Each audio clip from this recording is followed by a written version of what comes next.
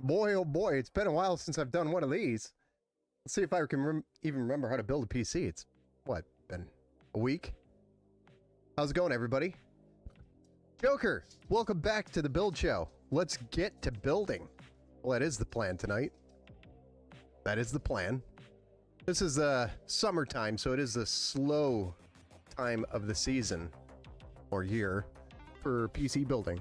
Usually slows down right now, which is weird because it's also the cheapest time to build a PC, which is weird.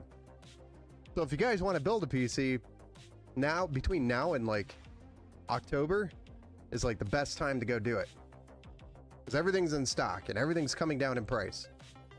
Mike Thompson, welcome back to the Build Show. Mike, Ben, that custom loop looks good. My AMD group is in love. Your AMD group? It's an Intel build, isn't it? I'm messing with you. Anarchist, welcome back to the Build Show. I finally have made it back. I was in the hospital last week. Oh man, I didn't know that. Hope you're okay.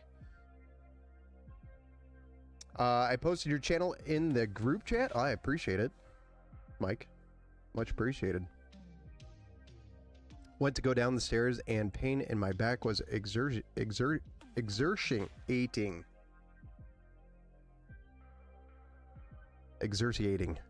Was rushed to the hospital and then Morgantown's best hospital and was there a week. What happened? A herniated disc? Ugh. Oh, that's terrible. I don't even want to think about it. Can't imagine the pain. Hurricane Gamer. I'm here for the first time in a while. Welcome back to the Build Show. Portage Lower. Hello. Welcome back to the Build Show. And C9, Mr. Chef, what's up? Welcome back to the Build Show over there on the Twitch side. Yes, sir. Hey, Ben, it's saying, hey, welcome to the Build Show. First time. Burden. Hello, hope you've been well. Yes, everything's been pretty good over here. We've just been focused on a couple of projects that we've been trying to finish up here. Mike's open loop build, for example. We're nearly finished. We've got all the runs done. The last thing that I got to do is the cable management on the backside, and then we're ready to fire it up for the first time. So we might do that live. I'm thinking that we would run it for the first time live with Mike just so you can show off his build. I don't know how I'm gonna it's gonna be tricky because I have to have it standing up if I'm filling it for the first time, so I show you guys how to the dumb way to fill one. I do it the dumb way. There's a lot easier ways to do it, but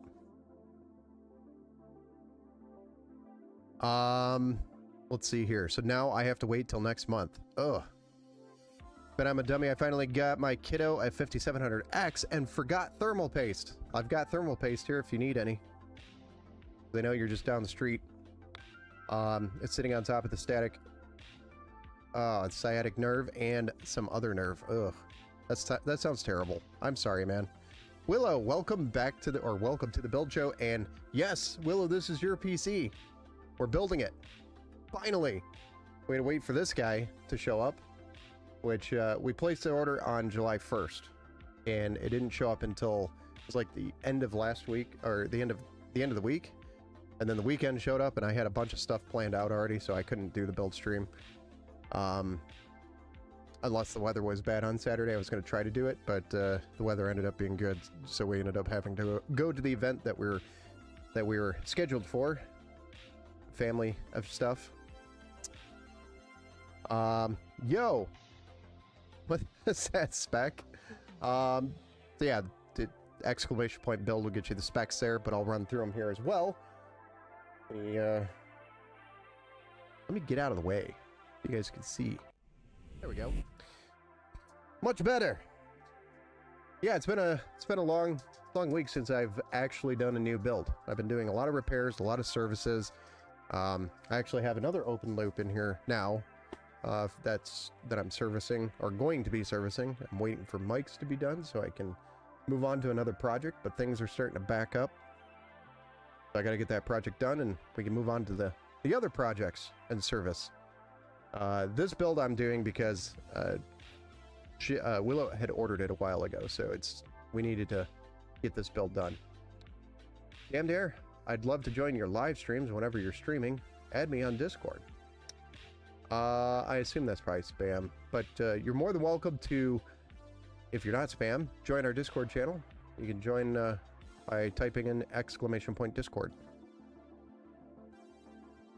Ben, I sent you address at my address. How much do I owe you for it? Just let me know and I can just drive it over. I could probably drop it off tomorrow if you need me to drive it over to you. I'll be in the car, middle of the day. Not as long as I remember to throw it in the car. I could drop it off on the way back. Probably around noon. Hello, what's up, Xeon? The cyber halfway. Super budget build here. It is our budget build on our website, so it's called the Budget Box, and the idea is to get you set up on a PC with a little bit of performance where you can game in 1080p and enjoy it. Still an enjoyable experience. Definitely something that they'll want to upgrade in the future. Willow is the graphics card. Keep it going. So, but everything else, it's a great, solid system to start on. Man, it'd be nice to not have this much money. Yeah. Willow, what games are you going to be playing? That's a good question, Ant-Man. Good question. What's up, Ant-Man? Welcome back to the Build Show. Aim for the win. Steve Anderson, welcome back to the Build Show. Hi, everyone. I'm back at home with good internet. So you're finally out of the hotel. That is awesome to hear, Steve. So many choices. I know. There's always so many. Yeah, there's so many choices. There's so many. I mean, if you need help picking out the parts, you definitely join the Discord channel and we'll help you. I'm going baller? Oh, man. Join the Discord channel if you need some help picking out some parts or if you have questions.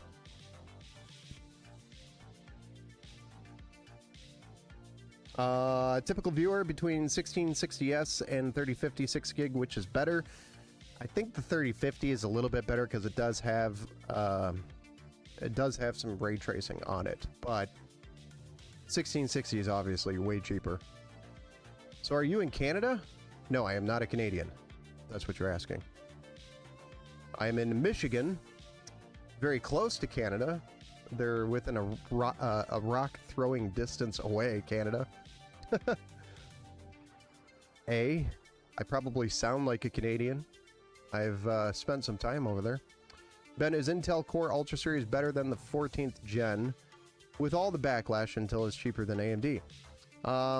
Yes, the Core Ultra Series is better than the 14th gen in terms of it's not going to be degrading, or at least as of right now that we know, it's not degrading in your socket like a 14th gen or 13th gen i9 would be.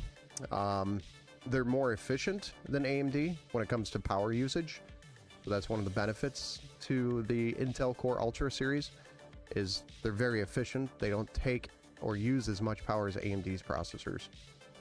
But AMD, when you put them head to head, AMD is going to be the better performer when it comes to gaming in the end. I think Intel's next series is going to be a good one. So we're just kind of waiting on that. My list right now is perfect, I think. Not super high end, but still like reasonably high end. Yeah, middle of the road high end. Logically makes sense high end. Once Humans. Once Humans is a good game. It's a good game. Just wondering what the cost of the build was. US, I'm guessing around 600. Yes, it was like 612. I don't have the invoice in front of me right now, but it was like 600 and something dollars. If Willow wants to share that. Low end, but you could also look it on the website, empowergamingpcs.com. You could look at the budget box. That is what she purchased off the website. I'm tempted to sell my PC and get AM5, lol. Yeah, it's definitely a stronger platform, and obviously it's going to last longer than AIM 4 is right now. So AIM 5 is the stronger platform. Low end of the high end or high end of the mid range. Yeah, something like that. Cool. That was after taxes. 656.32 because we do have Michigan taxes here, which is 6%. Unfortunately. What's Max doing? He was just sitting here. I don't know where he went. He went on an adventure in the house somewhere. Probably to go terrorize one of the girls. Somebody must be eating something. So he's interested. If you want intel, I myself would go Nova Lake. Yeah, Nova Lake's good. I indeed sent in the Discord. Nice. I'll take a look at it here in a bit. If I don't remember to, remind me. And I'll try to do it at the end of the stream here. Because tonight we're building Willow's PC. And Willow, we were supposed to have a 4500 AMD CPU in here. Even more budget. But we ended up with the Ryzen 5 5500. That was simply because the Ryzen 4500s just vanished off the face of the earth. I don't know what happened. So, in its place, we're going to get the Ryzen 5 5500. And we're doing that on a B550M Pro VDH Wi-Fi by MSI, which has pretty much everything you'll need in a gaming PC, including your M.2 slots, an additional M.2 slot, USB-C front panel support, which is what you want to see, and then it's got the Wi-Fi and Bluetooth built into it. We're going to be cooling the CPU with an Assassin X120 Refined SE white addressable RGB cooler by Thermalright. And then we typically would have gotten Silicon Power RAM. That was out of stock again, or it was in stock. It was going to take forever to get here. So I ended up ordering from KingBank, which is a 16 gigabyte kit. Nothing too crazy to rave about. The RAM, it's 16 gigs CL16, 3200 megahertz, and it is in a silver color with the heat spreader, which is going to be nice because the rest of the build is going to be kind of white themed. Trying to. The SSD that we're going to be running is a 1TB M.2 NVMe SSD by Silicon Power. You've seen me use those in quite a few builds. We're going to be powering the system with a 500 watt 80 plus bronze power supply, and then a NVIDIA GTX 1660 for the graphics card. We do have some white sleeved cables as well for the build, just to add some flair to it. And we're going to be building in the Okeanos Aqua 3 case in white. CL16, I didn't know RAM could get down that low. This is DDR4, this is not DDR5. So DDR5, you'll be probably looking at CL30, CL32, 36. I think some of the lower numbers would be CL28 for DDR5. So if you're building an AMD system, you do want to try to get to like CL30, preferably around 6,000 megahertz is kind of the sweet spot. You can go maybe 6400 CL32, which is pretty good. Well, hello, stranger. Intel for the win. What's up? Welcome back to the Build Show. Welcome back to the Build. Welcome back. Welcome back. I got the 14600K with a 1TB SSD for 165, so yeah, that's pretty good price. Man, this is one of those builds you go home for college and enjoy some games, yeah. 14600K is a very good CPU for the price, performance, but we just had a Prime Day. i5 12600 was on sale for 99 bucks. That was a really good deal, by the way. Are those power supplies good? I heard those were bad, that brand. Same as the Thermaltake Smart White version. I have used them, not had an issue. So I've used both Thermaltake White, the 80 plus White series, the Smart series, I think is what it's called. And then I've used these as well. I've never had any issues with them. I think in my sample rate of like 500 of them that I've built with now, we've probably had maybe 5 of them bad out of the box. But I mean, DOAs happen. That even happened to us on a Thermaltake, what's a Sagittep power supply. So I would say for a 500 watt power supply, it's actually not a bad power supply. So if you look at, if you're buying like one of these in a 1,000-watt power supply and putting a 4090 on it, that I wouldn't do. But if we're just doing a budget build like this is reasonably a perfectly fine power supply. But I wouldn't put a 4090 on something on this brand, is what I'm saying. I would definitely choose a more reputable brand like Sedgetep or Thermaltake or even Seasonic if we're doing a crazy build. Seasonic being probably the most premium. No, do not use a stock cooler. We're not going to use a stock cooler on here, Ant-Man. I refuse. We got a white Thermalright cooler, which is going to perform thousands times better than the stock cooler, which is why we got that. What GPU is that? It is a GTX 1660, 6 gigabyte by Zotac. The Zotac gaming card. I don't remember which one. I think Twin Browser or something or other. I don't remember the exact name for it. But TJ Wolf, welcome to the build show. Let's get started, guys. I mean, it's 9:20 over here, PM Eastern time. We're gonna get building. You stock cooler, LOL, and nice. Yeah, try not to build with the stock coolers as much as I can. There's some ultra budget builds that you'll see me actually use the stock cooler, but on my website I've kind of eliminated those to the point where this is the budget cooler now. These are. I'm sad they are dropping support for it. I'm not, because I have about 5,000 of them. So if they drop support and somebody's looking for one, I have them. I have a bazillion of them here. So if you need one, let me know. I'll give you a stock cooler for free. Hey, Jesse over on Facebook, thank you for the like. And Damn Dare, thank you for the follow up there on Twitch earlier, about 12 minutes ago.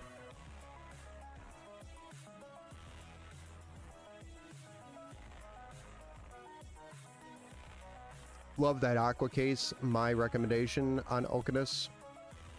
Did you take my recommendation on Oculus? I've looked more into their cases, definitely. Yeah. So I've got a couple of their cases on the website. I think they're Aqua 3 and they're Aqua 7 right now. And there are a couple of others that I'm looking at. What's a stock cooler? Here's a stock cooler. Good question. I guess we could do a show and tell. So in comparison, this is your stock cooler that comes with the CPU. That's in that box. But it is just simply a basic aluminum heatsink and a fan. That is your stock cooler that we're talking about. This is typically what you'll find in budget PCs, but for $20-ish dollars, you can get this cooler, which is 10 times better. It does a much better job.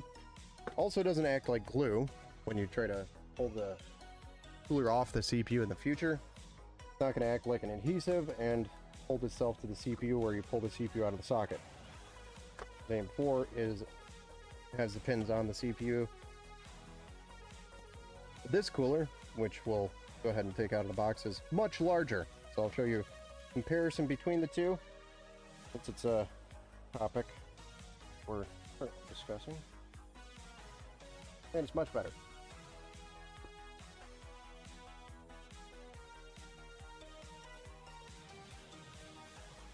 So we've got the actual heatsink here, which has 4 heat pipes that go directly to the CPU here. And these are copper shaved here, so it makes direct contact to the CPU.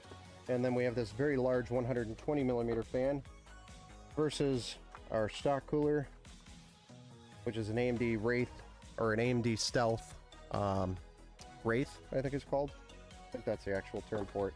But in comparison, this one is much bigger and will way outperform this thing when it comes to cooling the CPU. So for an additional $20, we can have a much better cooling solution for your CPU versus using the stock cooler, and that's why I recommend just spending the extra $20 and doing that. Just a much better cooling experience, and then you won't listen to the screaming of the CPU fan as it's running, trying to cool your CPU.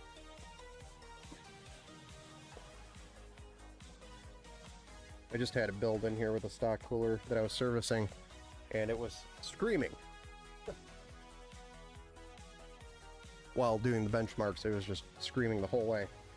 Anyway, that is the difference between the two. That is why we choose the Thermalright cooler over the other one. Hey, what's up, Panda? Good evening, everyone. Good morning to you, I think, right? Early morning? Don't use Sedgetep. They have a very low rating. You could get cheap MSI supplies that are much better quality for the same price. I'll be honest with you, Boner Joker. I've actually had more issues with MSI power supplies than I've had with Sedgetep. And I've used several of both. Sedgetep, I think we've had live on the stream one dead out of the box. And then I've had, I think, maybe one or two others in the field fail. So, pretty sizable sample rate too. And I've been using Sedgetep for a while. I think their earlier power supplies I had more issues, but these Sedgetep Gold power supplies that I've been using have been absolutely perfectly fine.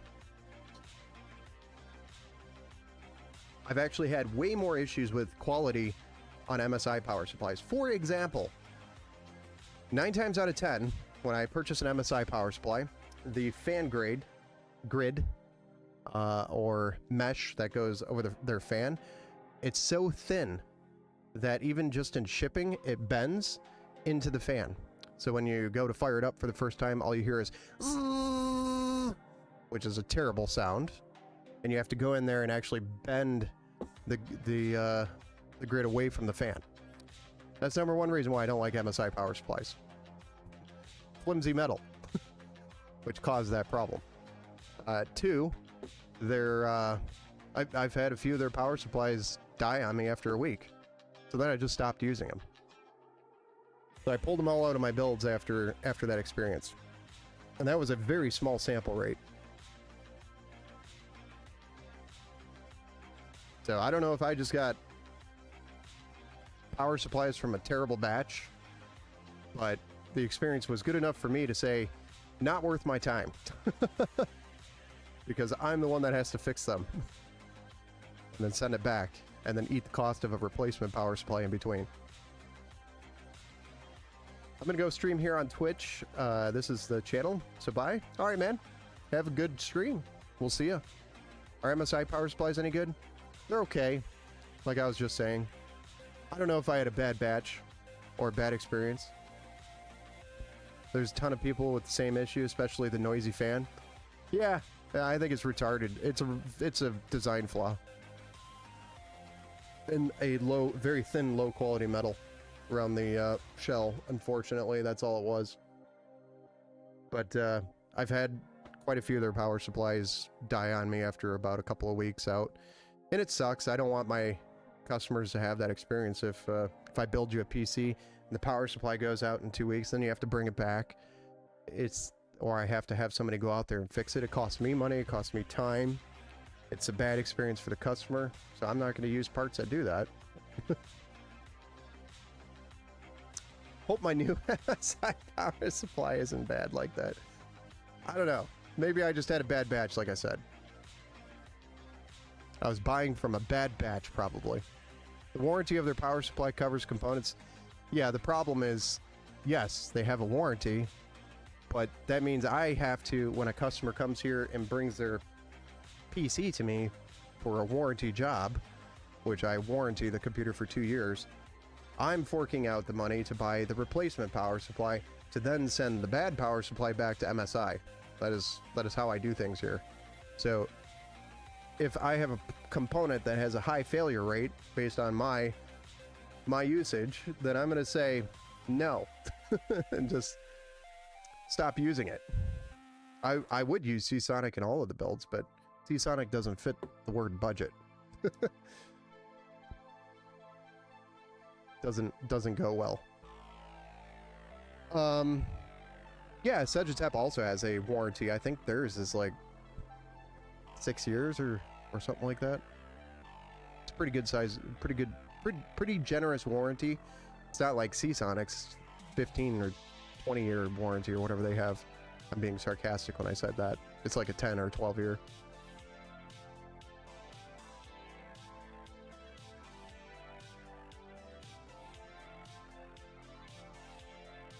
Oh god, I would not use, gosh. Prowler, I would never use a gigabyte power supply. No. So at a IARS game power supply, budget build. I'll never use that with a 4090, this brand. Segitep, they're pretty good. I'll use them with, you know, higher end cards. I trust the brand. I've been using them for a long time. If we're building an Ultra PC, I'm definitely using a Seasonic power supply. But I've had those go bad on me in the past too. So it's like you never just win. What about Be Quiet? I'll use Be Quiet in a Be Quiet build if I'm doing a Be Quiet build, which I actually did just quote one out, so we'll see. We just quoted out a really cool looking mixture of Be Quiet and what else was it? Asus ProArt. So we had a mixture of them, of their components. Segitep and Seasonic do not ship to my country. Satage, I'm sorry. Deep Cool power supplies are good. I've actually never used a Deep Cool power supply, to be honest. My personal choices for PSU is XPG and Deep Cool. XPG is pretty good. I've used them in the past, but I haven't used them recently. In the past, like I'm talking 8 years ago. The Flash, what's up? Welcome to the Build Show. Gigabyte just randomly disappeared. I don't know why. Don't know why. Wonder why. Maybe because it was burning houses down. Never had anything Asus fail ever. I've had Asus motherboards, graphics cards, power supplies, even coolers fail. So it's not a never thing. It's just a matter of how exposed you are to their brands. I would sue for anything myself, but Seasonic also good. Yes, Seasonic is I would use for anything. Maybe there's another part to your comment there. Maybe I should send my PC to you when I do buy the AM5. Yeah, I'd do it for you. I would have gone Asus, but I've heard Asus RMA is cringe. So I don't necessarily believe Asus RMA is fully cringe. I think in some unique scenarios it's cringe. For example, bent pins probably going to be, you know, something they're not going to accept because it's obviously physical damage to the board on a motherboard. I don't know the experience of some of their other products outside of like the components that we do for builds. So motherboards, coolers, power supplies. I've never really had an issue with Asus RMAs. Personally, I've never had any problems with it. NZXT power supplies have an A+ rating. Yeah, I just don't like NZXT as a brand. I don't know. I've got this like weird dark thing every time the name NZXT comes up and I'm like, ugh. I just throw up a little bit in my mouth. I don't know why. I know their products, some of their products are pretty good. I'll give them that. Some of their cases are good. Some of their power supplies are good. Their coolers are cool. But I don't like their RGB ecosystem. I hate it, actually. It's one of the most annoying to work with. But their software, on the other hand, is pretty cool. The CAM software, I do like that. But other than that, I throw up in my mouth a little bit every time NZXT comes up.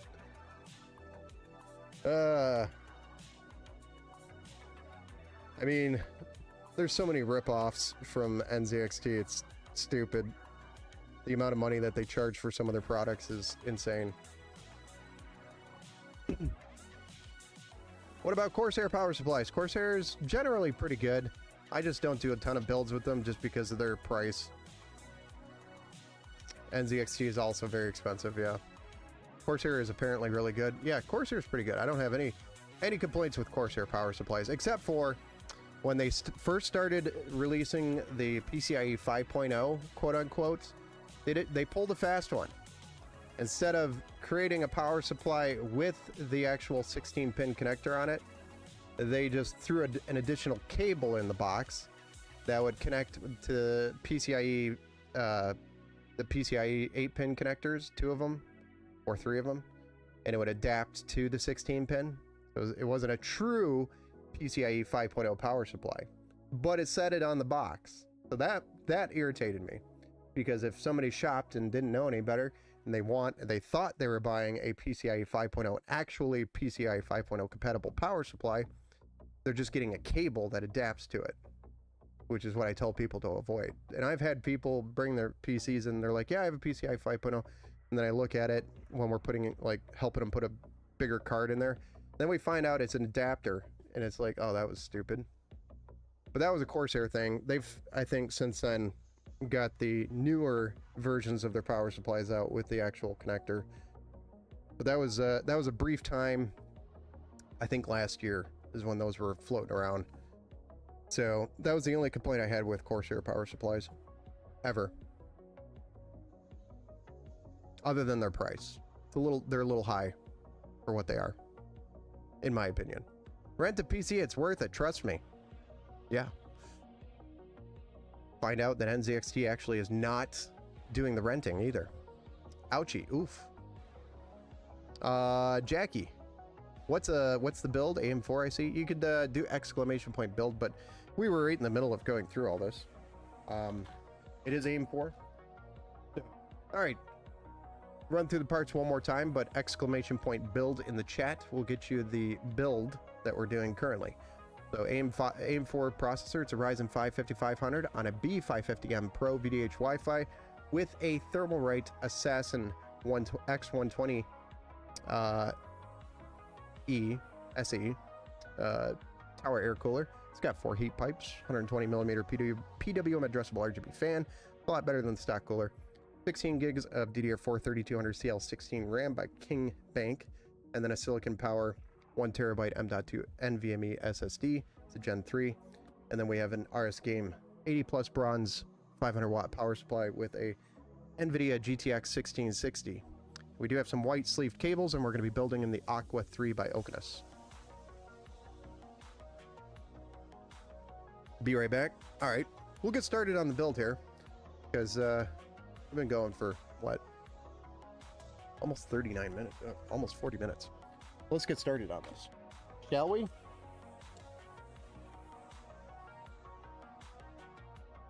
Okay. All right, let's go. Yeah. We're going to get started with the motherboard, of course. B550M Pro VDH Wi-Fi by MSI.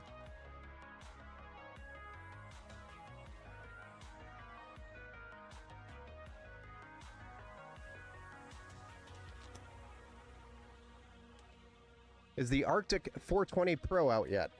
I don't know. To be honest, I'm not sure. I've built with the Arctic Liquid Freezer 3 420, but I don't think it was the Pro. I would assume it's out. It's got to be. Those are great coolers, by the way, especially if you're running on an AMD platform. It has the offsetting for AMD. I like that. Some people complain about the exposed CPU, but it is to the CPU's benefits. So Ben, hey, what's up, Soldier Hard? I ordered that 5070 9600X build, and I saved a total of $712. Nice. Very nice. How'd you save that much money? What happened?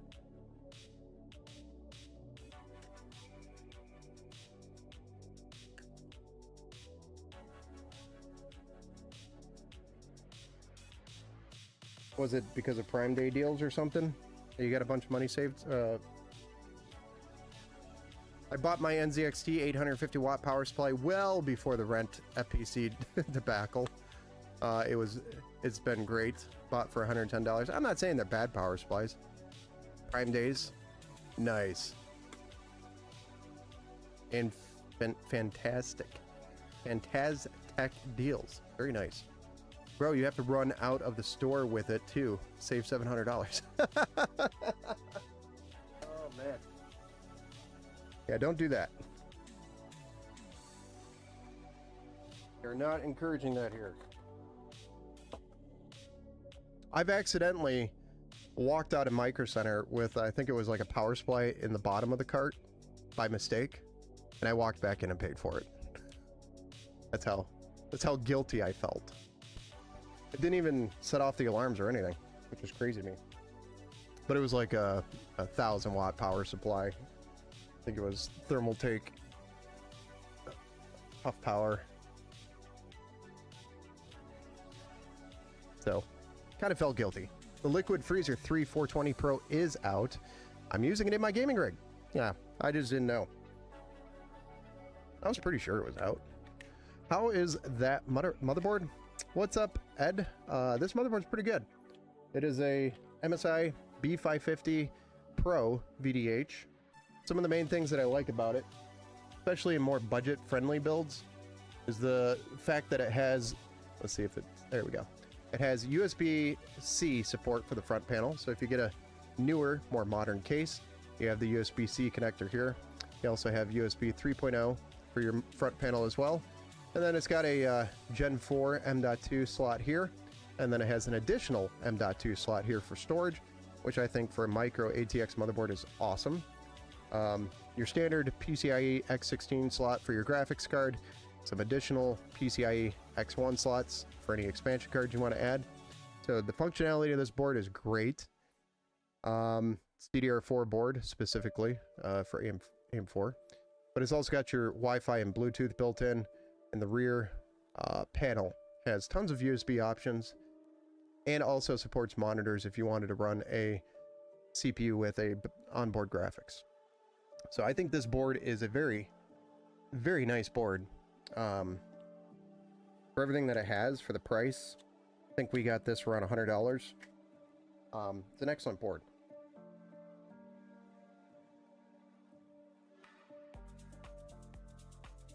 Hey, what's up, Joe Cook? Welcome back to the Build Show. MSI nice. You are a very nice board. Oh, thank you. I appreciate the comment.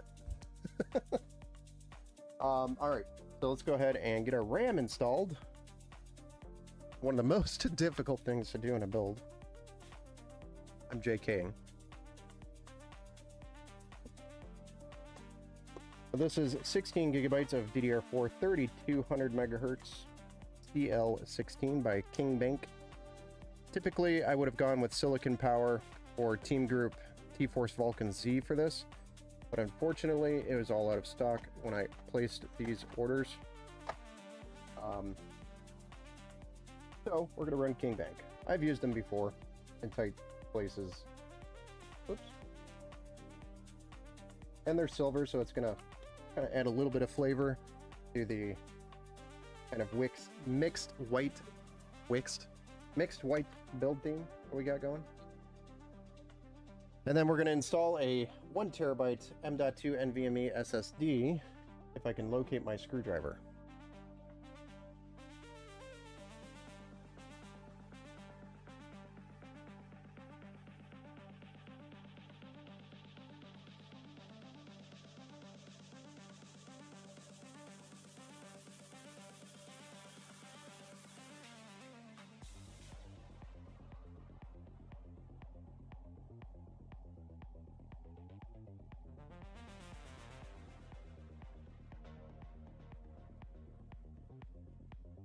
Well, I don't know where that... Oh, it's right there. It's right in front of you, bud. Alright. This is what I call my M.2 driver, because it fits perfectly. Dang, if only I could find a 4060 for $270. I actually just saw a 5060 for like 270 bucks at Micro Center. It was an open box though. My only concern is why is it open, or why is it returned? Good question.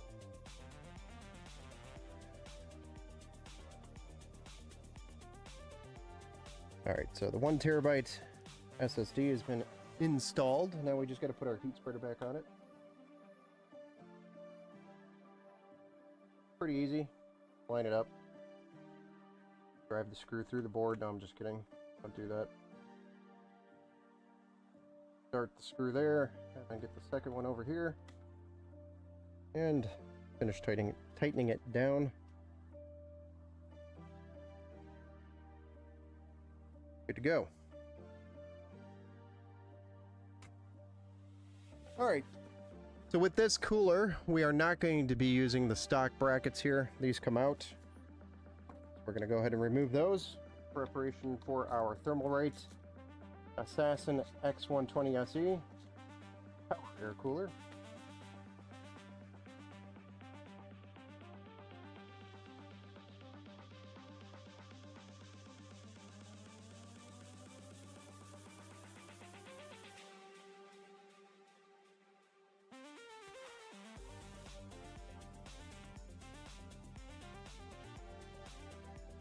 And then, of course, the hardware that would have came with the cooler here. Or does it? No, it doesn't.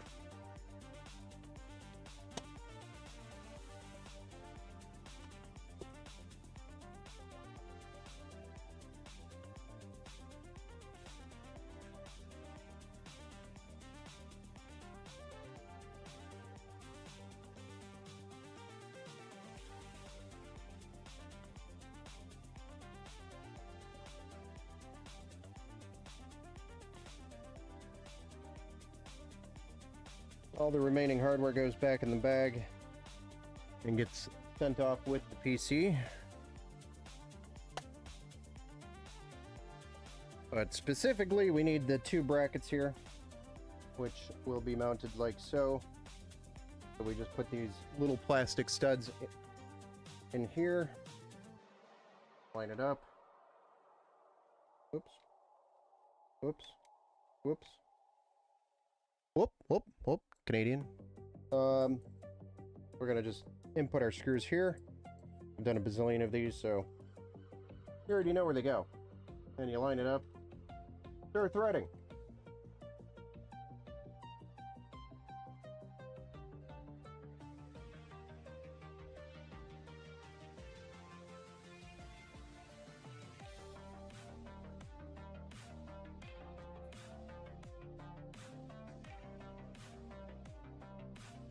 And then we'll do the second one.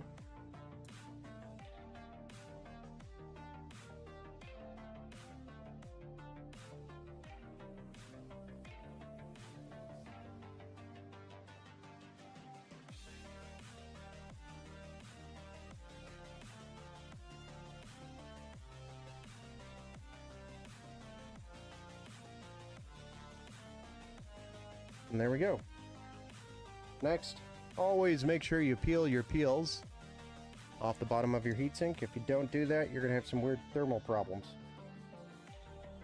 And then we'll apply our thermal paste.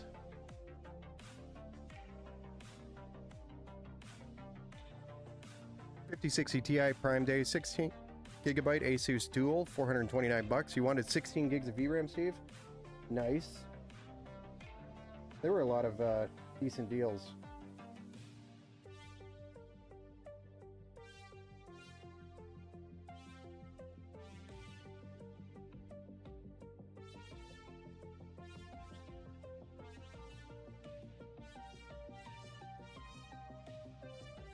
There were a lot of decent deals on Prime Day.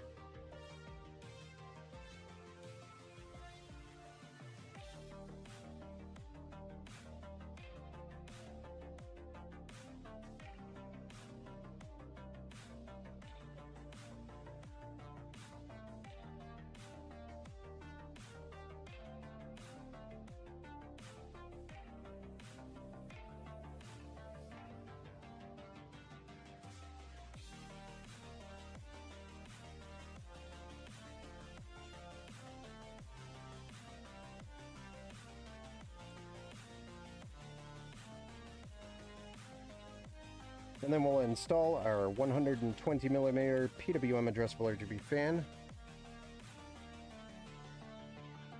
You got the 95 Pro for 119 bucks. That's pretty good. That is really good.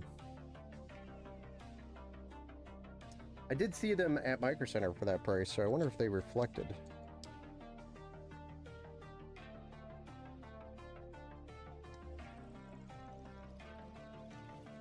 Yeah, there was a lot of good deals. That actually should have been something I did, is like, let's look at Prime Day deals and see if they're actually deals thing.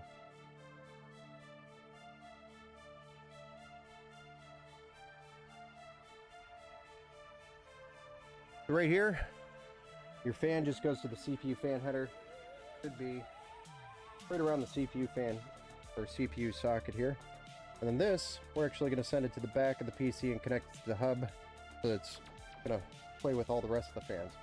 So that is our CPU, our cooler, our RAM, our SSD all mounted to the motherboard. So we're ready to get the case out. Let's go ahead and do that.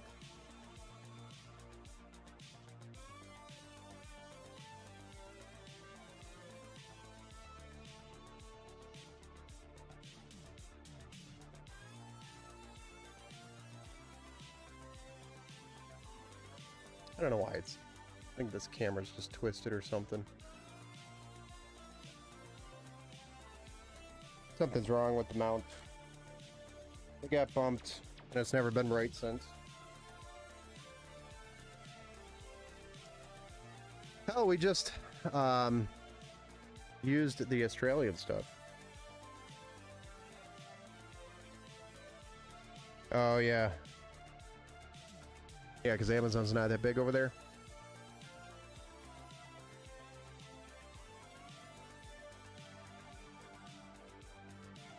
Matt, $200 for a motherboard is basically retail as far as I'm concerned. Well, $219 for X870 is actually pretty good. And it was $205. The deals were awesome. That's pretty good.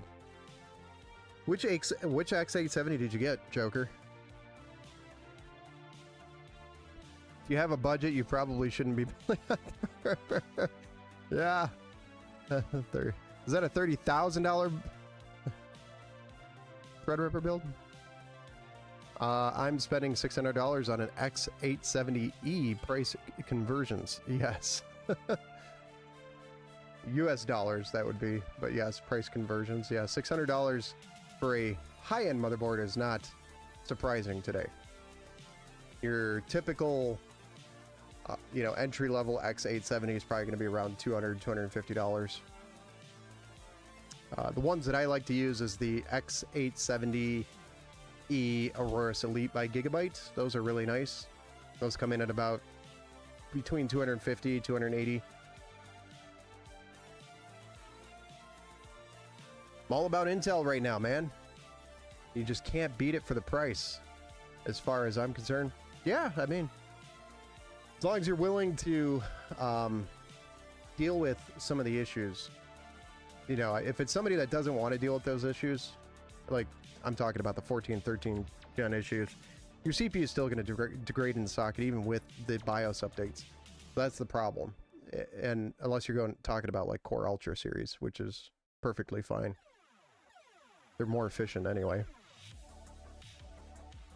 I like the look of the MSI X870 Tomahawk. It's not too flashy. Yeah, they're pretty solid boards.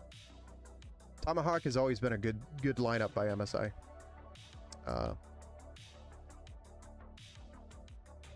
For the win. For the win.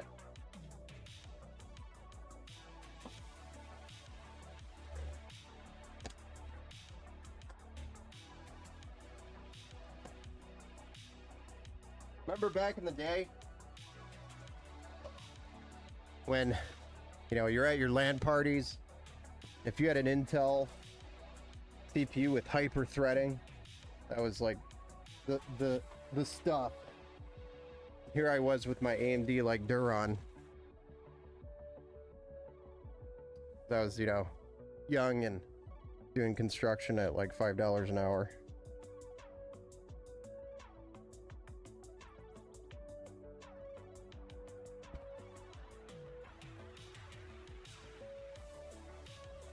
This is the Okinawa Aqua 3. Beautiful case for micro ATX tower.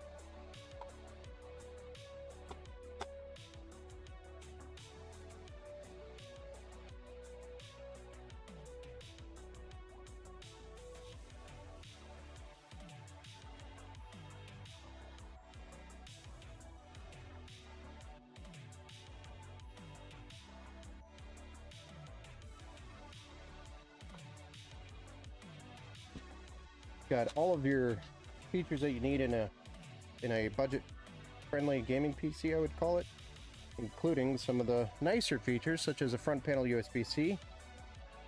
You know, in today's day and age, pretty much every phone is USB-C, so USB-C is a nice touch and it's becoming more popular.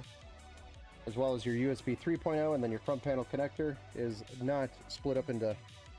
I'm sorry, where is it? It is split up. This one is. Never mind. Forget it. Scratch that. HD audio, USB 3, USB-C, and then our power button, reset connectors, etc. is all there. You also get a little RGB hub, which is a nice touch, in my opinion, which is syncable to the motherboard, which is what we will do. We'll be syncing that to the motherboard. And then, of course, our PWM fan connectors for our fans. So, very nice case for the cost. It includes the three 120mm fans, one in the rear, two in the top, and then the whole bottom is mesh, which is really nice because if you put some, which you can do, is install two fans here at the bottom and add some additional intake. Really nice. It's so cute. I love it. Yeah, it's a nice little micro ATX tower.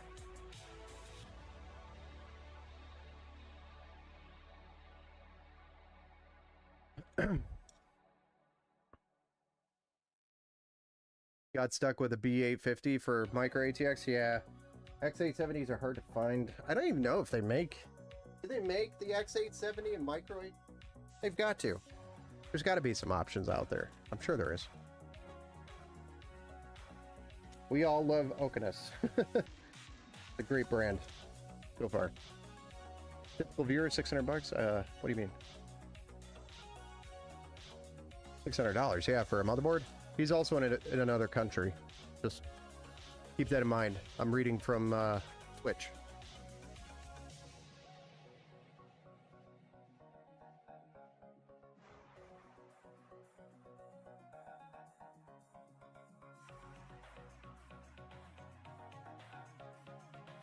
What GPU are you going with? This is a GTX specs. It's going to be exclamation point build for the specs on this build. What GPU are you going with? We're going with the GTX 1660 for this budget build. The AM4 Ryzen 5 5500 on a B550 with 16 gigs of RAM and a GTX 1660 with a terabyte SSD. So it's a nice little gaming PC. Budget. It's called the Budget Box on the website if you want to take a look at it there as well.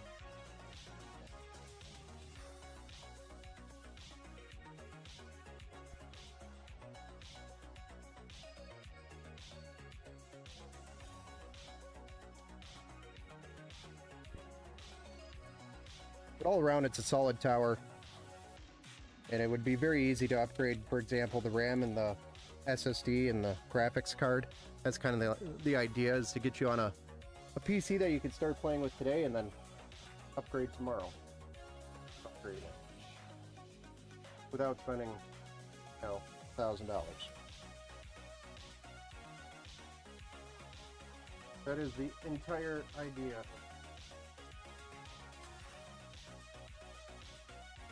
Have to move one. The stud needs to move.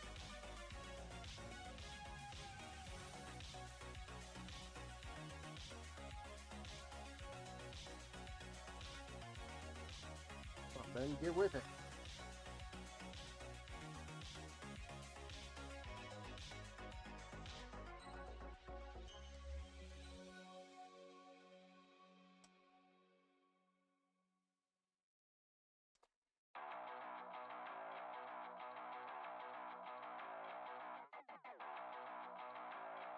Hit the like button, you friend. Thank you for reminding us, Mike.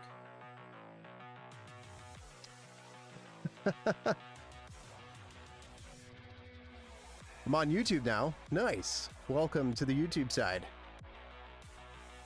Yeah, the case is amazing for the price. 1K motherboard, 3800 GPU is not uncommon in Europe. Yeah, I believe that. Everything seems to be way more expensive over there.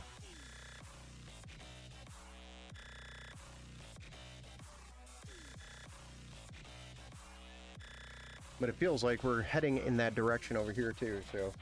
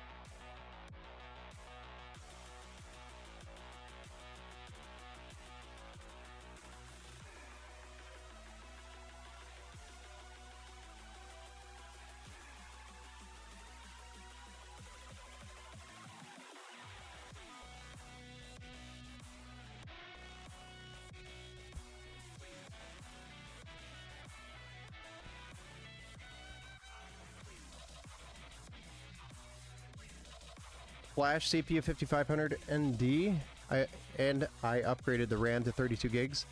Only paid $550 for it. Nice. The Flash Deepcool CC 3600 MSI B550 Pro VDH, 16 gigs of DDR4 PNY Accelerate, 1 terabyte Gen 4 SSD. That's nice. Corsair RM 750 watts. Oh, a GTX 1080? I would do that. The problem is I need the warranty behind the product, guys. So you gotta keep that in mind. If I don't have a warranty behind it, I can't use it. I could, if somebody came to me and says, yes, it's okay to buy used, and yes, I agree. There's no warranty on the products. But when people come to me, they're expecting the 2-year warranty, which is what we offer on all of our builds. So I have to be able to warranty this graphics card, this motherboard, the CPU, the RAM. Everything has to be under warranty for 2 years. So it has to have some sort of warranty from the manufacturer. Now, I think I would totally do a 1080 over it. Like if it's a personal rig or a friend that I'm building for, I would 100% say, yeah, let's go do a 1080 versus a GTX 1660. It was about $100 in the budget for the graphics card, guys. Also keep that in mind. And I think after shipping, this was about $100. As sad as that sounds, that's what they are when you buy them online with a warranty still. So, totally would do like a 1080. Yeah.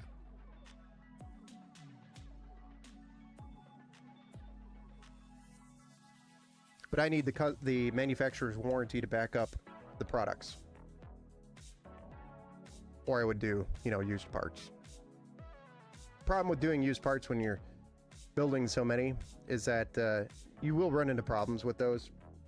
Those problems cost time, and time when you're doing this full time is, money. So, and if this is what's paying my bills, I gotta do it as efficiently and effectively as possible. So, they do another event like that in fall. I hope they can take better advantage of that. Are you talking about the Prime Day deals? Because those will fall gets really difficult, more difficult because people are shopping for the holiday season. But yeah, that was a good price for you, Flash. Good price on that build. I'm assuming you got it probably on Marketplace or something, or somewhere used. Trying to upgrade that 1080 though. I mean, it's an excellent 1080p card. The 1080, still a good card. It's got 8 gigs of VRAM on it. Pretty good. Pretty good performance. This would be about equivalent to the 1070-ish in that range, performance-wise. Yeah, they do another event called Amazon Days or something. Yeah, I know. But I don't think that one's as good as Prime Day, to be honest, if I remember correctly in the past. But still, yeah, if you can get a deal on something, go for it. Just keep in mind you're going to be fighting with everybody else that's starting their holiday shopping. People out there that start that early.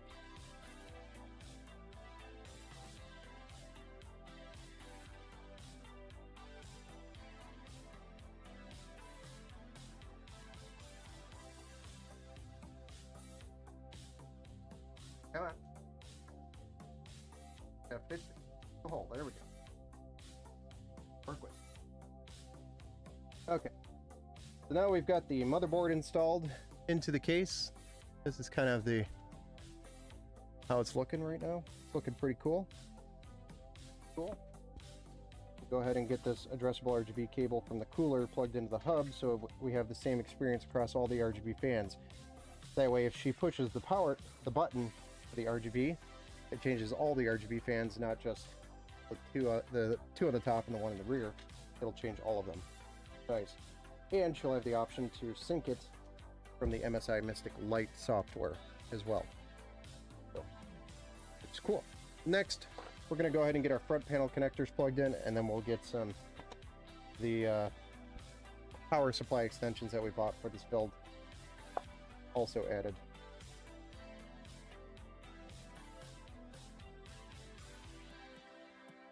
We have a USB-C front panel, which is, you already know, up here. We have a USB 3.0 connector, which I'm going to run down here. And our front panel power connectors, I'm going to run it here.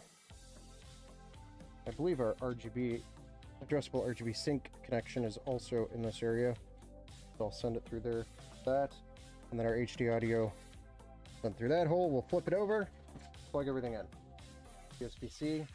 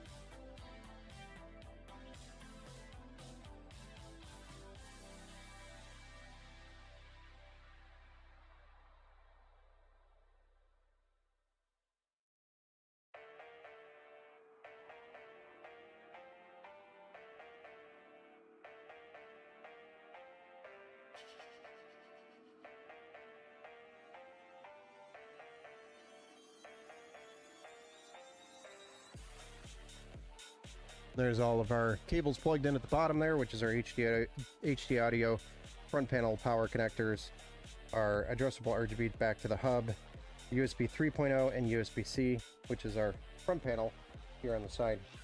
USB-C 3.0 audio, RGB button, power button. Simple. Trailer.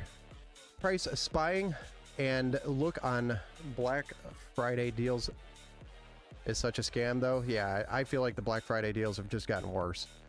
Literally, they do like to, okay guys, I've noticed this a long time, and I took screenshots of parts in like summer and then compared it to Black Friday prices. They were about the same price, the Black Friday deals. So what they do is they hike the price up leading into Black Friday, and then they drop it to what it was in the summer. So it looks like a deal, but it's really not.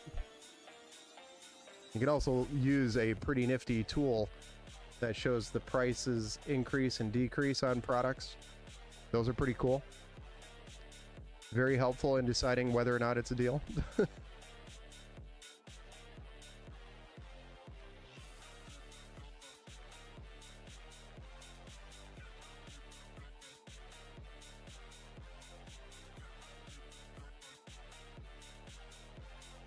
I was just telling Fowler on YouTube that I got my 420 Liquid Freezer 3 Pro on eBay for 83 bucks. New B-stock box, but perfect cooler from Arctic eBay page. Nice. PC Parts Picker has the price history on each item as well. Nice, that's actually pretty cool. I didn't know that PC Part Picker had that, believe it or not. I don't use PC Part Picker too often. I know it exists, and I get sent them all the time, the links for builds, people questioning, hey, is this a good build? And then I'll go through it, but I've never actually done builds in PC Part Picker. Wonder if I should. I did get the Corsair 2500X for 77 bucks, which is amazing. Nice. Pretty solid case. Is it, just out of curiosity, how is the feel of the chassis? Does it feel solid? The Marketplace, yes, Marketplace, and I love it to be honest, and everything but the 1080 was brand new. I really want a 5800 X3D, but good luck with that. Finding those right now is really hard. I only took advantage of the best deals that would save me the most money, like the free SSD with the CPU, some power supplies, and a couple of motherboards. A lot of stuff I would only saved $10, yeah. Yeah, but those add up if you're doing a whole build, you know. If there's 8 components, that might save you 80 bucks. It's $10 off each component, just as an example. Just got here. What's up, Peter? Welcome to the Build Show. Is that the Aqua 3 case? Yes, sir, it is. It is the Oakiness Aqua 3 in white that we're building in tonight. It's a micro ATX build. Very premium. Good. That's good. Chevy Chris, I think I saw you earlier in the chat, but I don't think I said welcome back to the Build Show. Yeah, the 7900 GRE was a better price in the summer last year over Black Friday. Yes. So just keep that in mind, guys. If you're looking at stuff and you're curious, take a screenshot or, you know, just watch the prices. They'll go up leading into Black Friday. And then all of a sudden, Black Friday, they'll go back to normal. And then they'll go back up after that, and then kind of carry that into the holidays, which is dumb. How is building in that? Been thinking about getting one of them or a Mirage 4 to flip something. It's very easy to build in this case. I do like the case a lot because it has the USB-C. So keep that in mind when you are picking out your motherboard for the case, that there is a USB-C here. Because I know if you're flipping PCs, a lot of people will plug in to the USB-C, and if it was a cheaper motherboard you use and it doesn't have the USB-C connector, then they might say, hey, why isn't this working? So that's just something you want to, you know, keep in mind, is the case does have USB-C. So get a motherboard, for example. I like to use the B550M Pro VDH Wi-Fi by MSI because it has a USB-C front panel, USB 3. It has 2 addressable RGB ports, one at the top, one at the bottom. The case also comes with the 2 fans on the top, one in the rear, which are 120mm and PWM. The case also includes the RGB hub here, which does have a sync cable to the 5-volt 3-pin addressable RGB header on the motherboard, so I'll be able to use MSI Mystic Light to control the RGB in here. I guess these are not PWM, I'll take that back. These are just direct current controlled. So, but they're still controllable through the header. But they're not the 4-pin PWM connector. But overall, pretty roomy on the backside, so you can put a lot of cables back here and not really have to worry about it being you know, too tight. It's pretty roomy back here. I could basically fit my index finger sideways under the lip here, just to give you an idea of how thick or how much distance there is between the back and the actual back of the chassis. Power supply is nice and roomy. You can fit pretty good sized power supplies, as well as remove the hard drive cage if you needed to, the 3.5-inch cage. Limited on 2.5-inch mounts though. So you're really going to rely on the 2.5 or 3.5-inch cage to mount a 2.5-inch drive. I don't see any other options. It looks like maybe there was going to be an option here at some point for something, but doesn't look like that was added. So outside of that, the airflow is pretty decent. The bottom of the case is all mesh, which is nice. So if you want a little bit of extra intake, You can put 120 millimeter fans here. Just be careful. This is a good motherboard for this case because the PCIe slot is all the way at the top, which means the graphics card rides higher up in the build, and you could definitely easily put regular 120 millimeter fans in here at the bottom. But if you get a motherboard with a PCIe slot that's one slot lower, your graphics card is basically riding on the 120 millimeter fans, which you'd want to avoid if you put the fans down here. And one thing you could do to resolve that is get the 15 millimeter thickness fans, which are very thin fans that you can put down here at the bottom.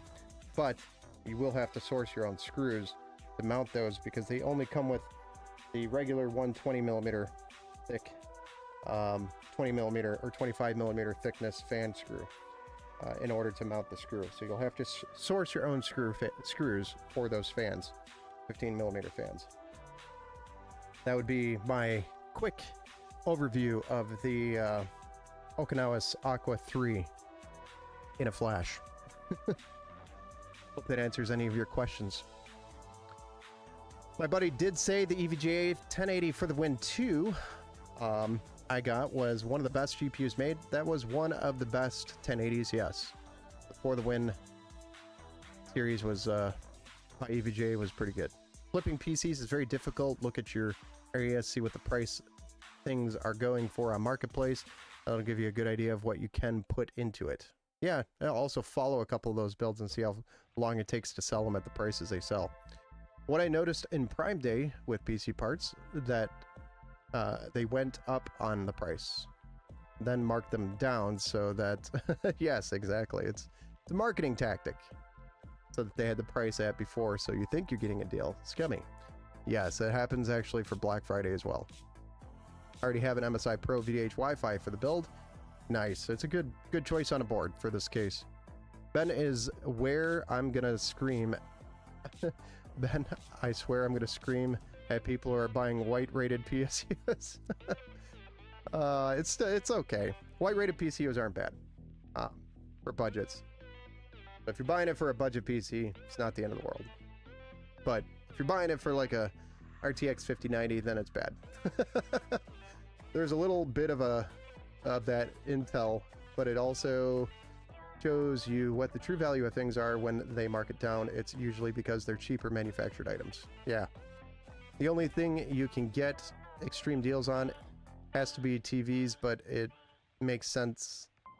Oh, it's because probably old models. Yeah, yeah. Put the two fans on the bottom as intake and just have the one in the corner as exhaust. I would totally do that.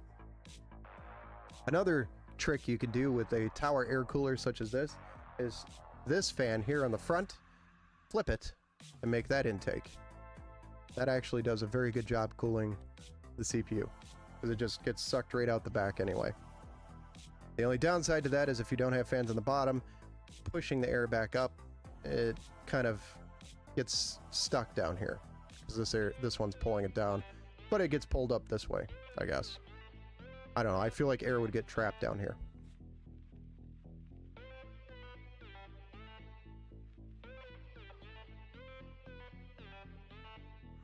The new PSU spreadsheet is showing white to be bad. Oh yeah, white generally is on the bad side. Usually in the red.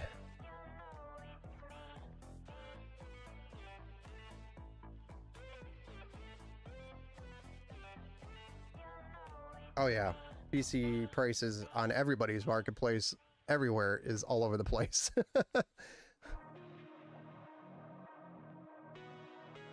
My PC was the best deal. I mean, if you're able to produce the best deal and still make a small margin on it, I mean, you got a good gig going. Because you'll win.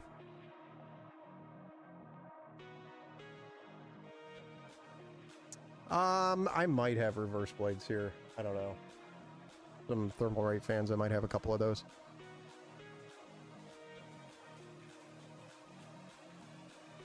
Uh, 14600K 15th, 9800 X3D 17th.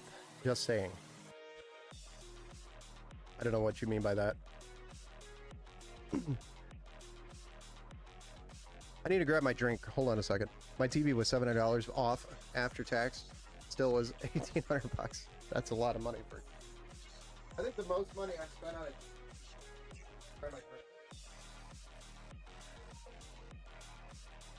All right. Got a drink. The Coke Zero. Cherry Coke Zero. Hey, what's up, Hurricane? Hey, welcome back.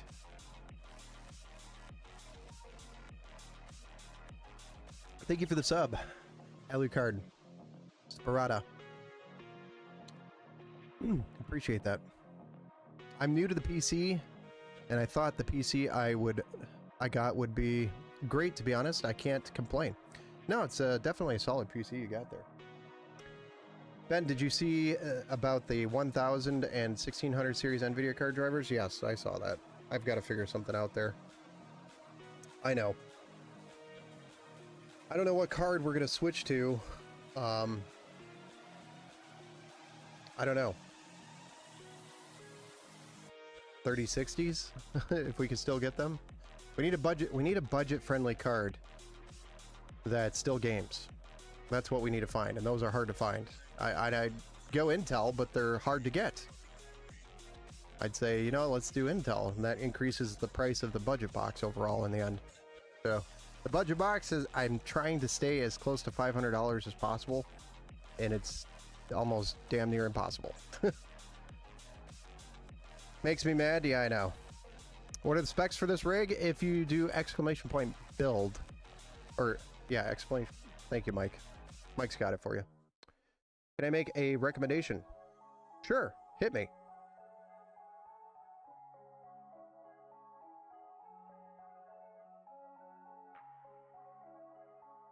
Well, what I'm saying is Intel, like the B580 is a great card, and if you can find it in the under the 300 mark, it's a solid price for a card, and it would be a solid card for a budget PC. But the problem is you can't find them for that price. They're all like 300 plus, and at that point you may as well just get a 5060, because they're just every single 5060 out there is available. Yeah, 300 bucks. But I mean, $300. So okay, let's put this into perspective. This was $100 on the budget for the card, for the budget box. If I had $200 more to the budget, that makes this PC almost 800 bucks, or close to it. Just to give you an idea. Now this PC doesn't make sense, right? So you gotta balance it. So I need a budget card that's not $300. That's what I need for the budget box in the future. And the only answer there is really the RTX 3050, and that sucks. I don't want to use an RTX 3050. Maybe RX 6600s come down in price and we can start using those. Yeah. A7070, 770 might be an option. That may not exist anymore. I know, that's what I'm struggling with, because this, believe it or not, is probably my most sold PC, is the budget box. And it's because it's a mom and a dad shopping around for a gaming PC for their kiddo around Christmas time. I'll be building a lot of these, hopefully, still with those, or something else in its place. But this is probably my #1 purchased PC on the website, and it's because mom and dad's looking for a nice gaming PC, and this is a great option to start out with for, you know, a kid that's playing Roblox, Minecraft, Fortnite, things like that. Perfect. It's a good starter PC for anybody, to be honest. I used to have 512 as the SSD, and I had to increase that to 1 because I just had too many people that were filling a 512 way too quick, and it just didn't make sense anymore because it was like, what, $20 more for the 1 terabyte. So but that was a little while ago, almost a year and a half ago now. Yeah, I think $300 basically entry level in the future. Yeah, for the card. Yes. Well, then you've got the upcoming RTX 5050, which, you know, makes you laugh because it's going to be like a $250 card. So maybe that's the budget card. But I don't want it. You know, it's you're stuck in a in a tight place there. Still too expensive. I recognize that motherboard. It's an MSI B550M Pro VDH. 100% it is. Dead on. Welcome to the build show. Is that Connie? Kanyo? Or how do we say that? Hey, 280 isn't bad for a budget. I know. It's not bad for a budget, but we're trying to keep the budget box, you know, as close to $500 as possible, because that's what it used to be priced at. This used to be a $500 bill back when things were cheaper. And that was a great, you know, entry-level gaming PC with a 2-year warranty. And since then, I've had to increase the price because the price of the parts went up. So now we're at like 600 and, what did she say? $656 after taxes is what it comes out to now.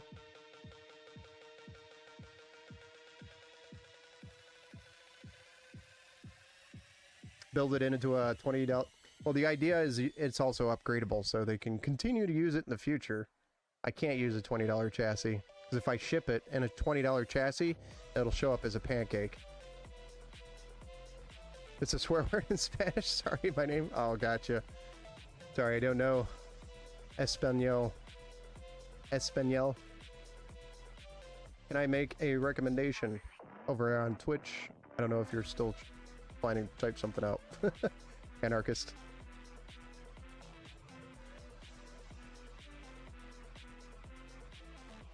Okay, so now that we've got the front panel connectors installed, let's go ahead and plug in our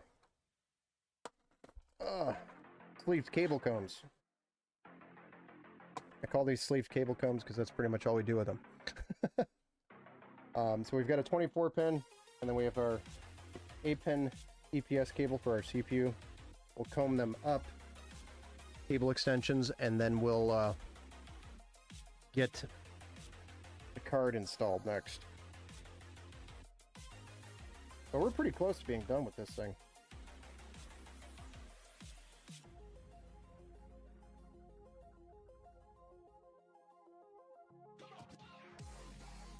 Well, thank you for the follow. Over there on the Twitch side, thank you.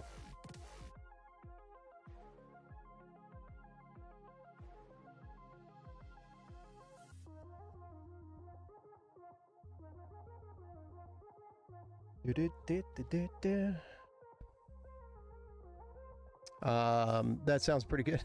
Wait, what? I can't keep up with the chat when I'm trying to do the cable combs at the same time. I can't read and comb at the same time.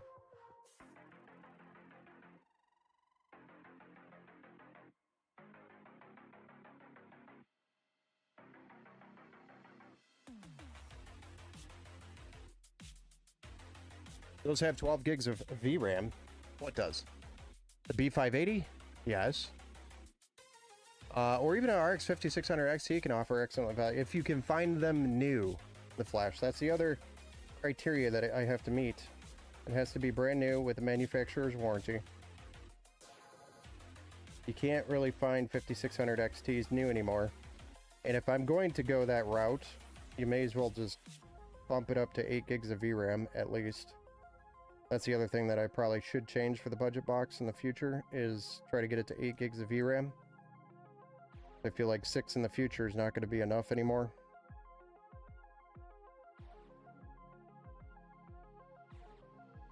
You know, it's a... need to sit down and do some maths. Figure it out. Future of the budget box.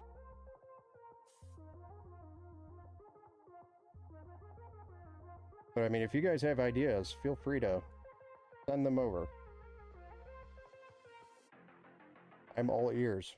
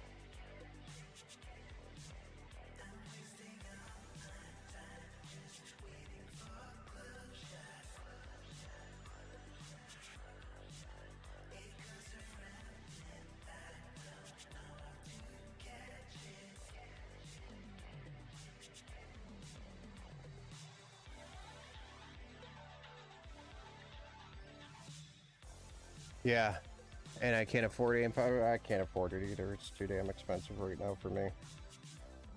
Still on AM4 as well.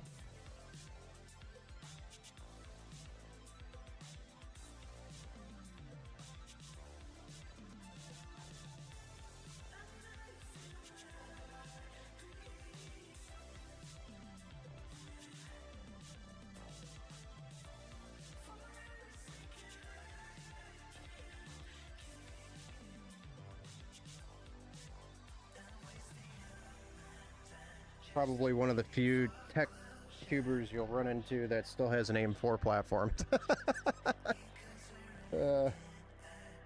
Too broke.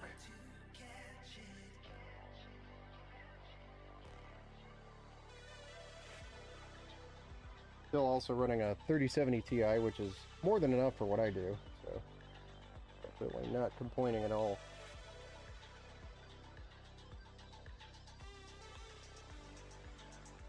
You're like, what? He's running an AM4 platform? What, he doesn't have a 5090? Nope. Number one, even if I had the money for a 5090, I don't think I would use it.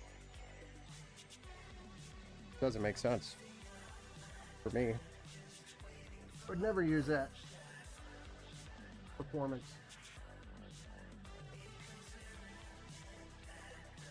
There we go. We got our 8 pins in for our CPU power. We got our 24 pin in. Now I guess we could drop a card in here. Then we'll get to the power supply, as well as our 8 PCIe cable extension. Looking good, thank you. Yeah, you don't get any penalty, and you get more RAM. What? You can actually get 24 gigs per stick. Oh yeah, yeah you can. Welp, I tried finding something under 300, Ben, and I only have the A7070 that comes in at 280. I'm sorry. It's okay. But now you see my dilemma, right? Careful dropping. Thank you. Thank you, Robert, for reminding me. I will carefully drop the graphics card into the... like so. Thank you. Good thing there is wiggle room for the 8-pin CPU cable. Yeah, there's room there.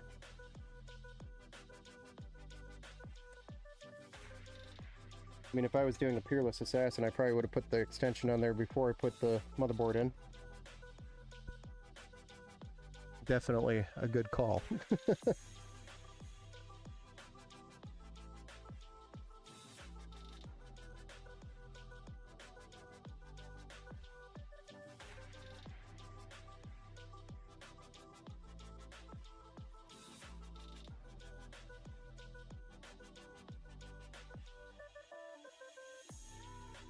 Why is this being such a pain in the butt?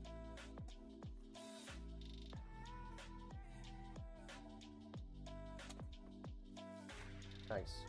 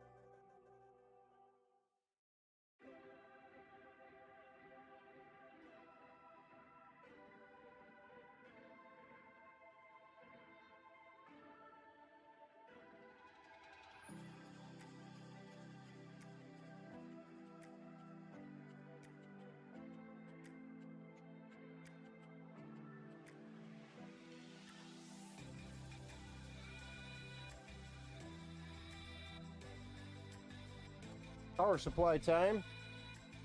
Okay.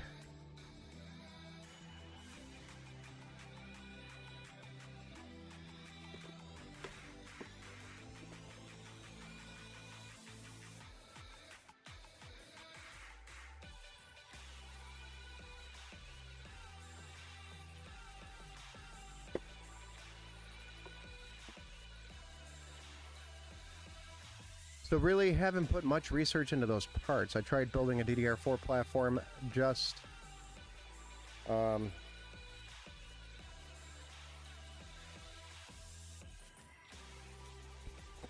doesn't make any sense for me to buy those parts when I can get DDR5 set up for only like $100 more. Yeah, that's the other thing we're running into now is AIM 4 or AIM 5 is becoming cheap enough that we can start looking at that in the budget series as well. Getting close. Ben, you could always go Intel instead of AIM 5. Tat, I could. I could do that for the budget builds. I could. That is true. Would a DDR4 setup work as a stream encoder? DDR4. What do you mean by that? Yeah.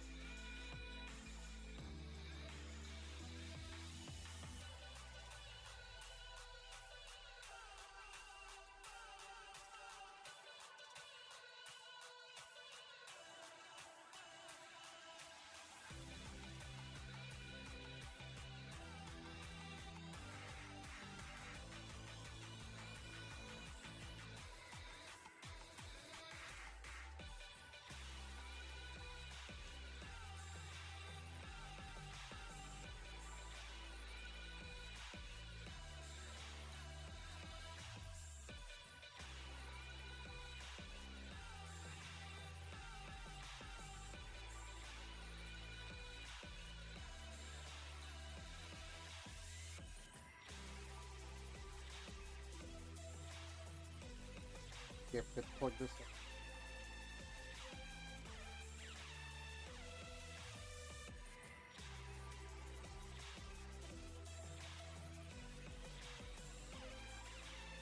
I swear this case was built for this motherboard.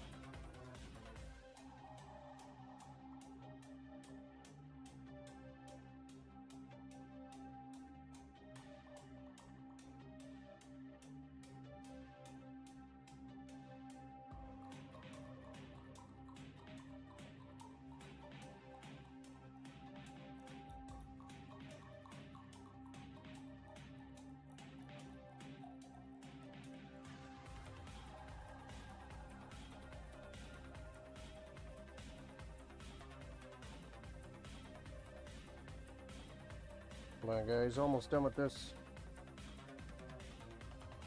portion of it.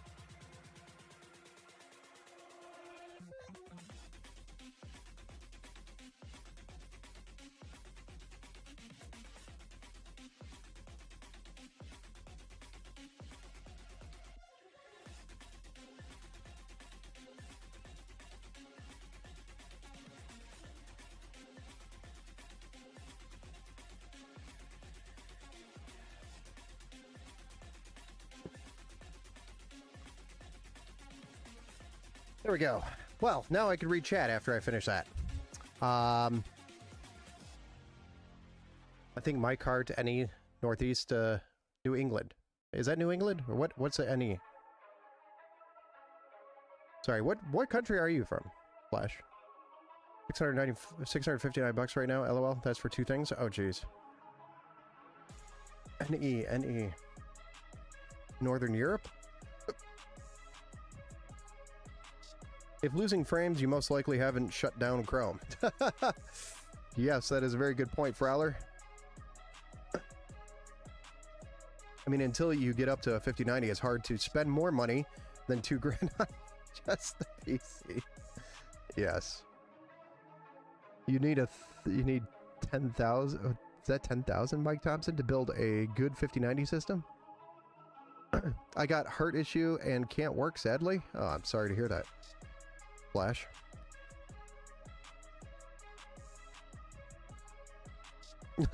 Joker.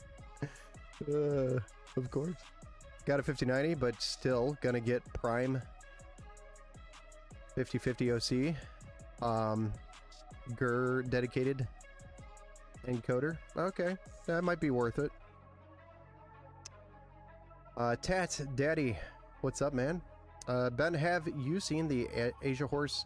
I have not seen the Hydrus 24-pin ARGB extension cables. Everyone into a single cable plus a RGB, plus they are RGB, addressable RGB. They have 8 pins and 16 pins, makes for cable management a breeze and way less mess.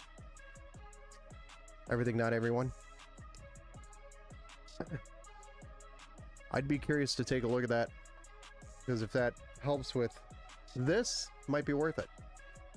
And some higher end builds. Ant-Man, have you ever built in the half 700 Evo case? Yes. Yes, I have. That thing is a monster. It is bigger than my build station here. It is hard to fit in the frame.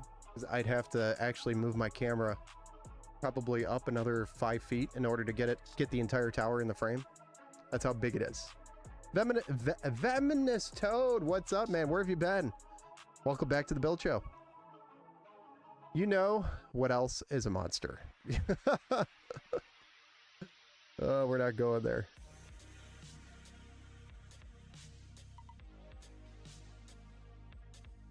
Ryzen's Ryzen 7 5700, $100.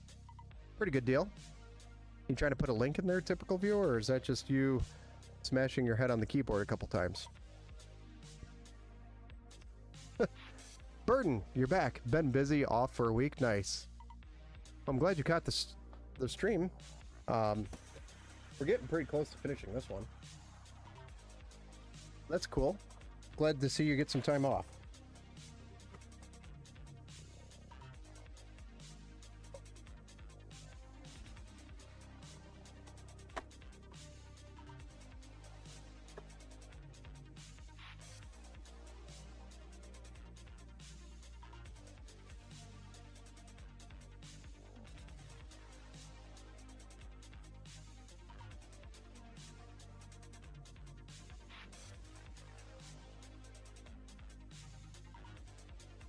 Here is the final product.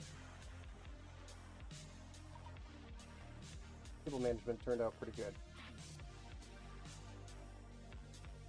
One weird cable there on the 24 pin I'll have to play with. But overall, looks very clean.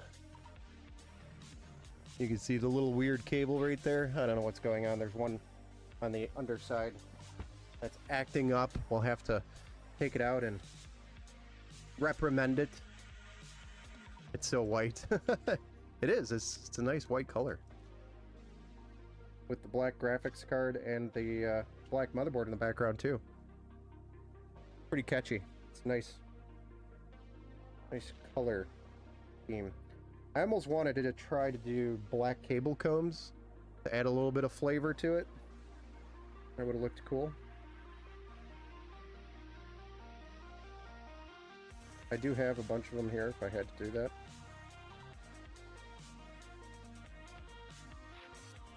Depends on the demands from the chat. Nice work, Ben. Thank you. That's sick.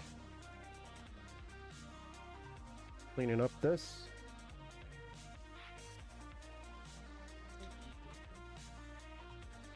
How much you saved for that fan was again? Which fan?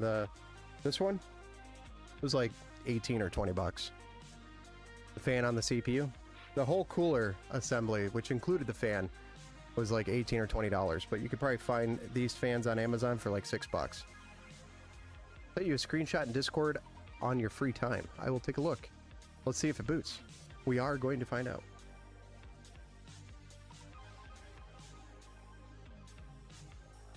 Would the half 700 Evo be good case for a Back to the Future build? Yeah, I could see that being a pretty cool case for that kind of theme.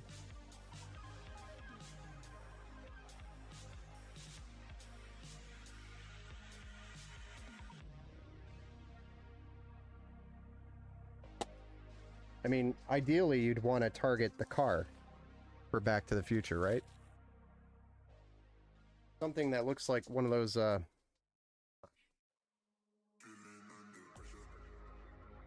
some bends, but fingerprints on the inside.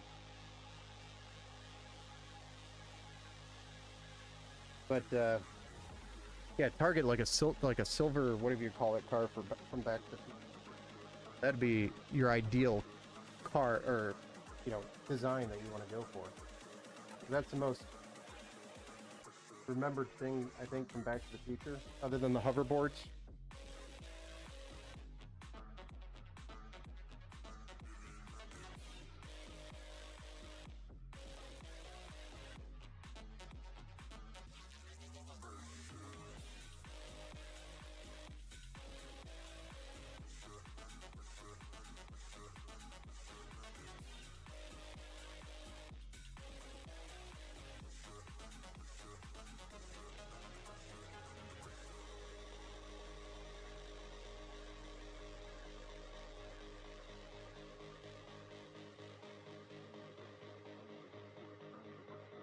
Alright, let's get a side view going here, and we will fire it up. I don't know if Willow's still here in the chat.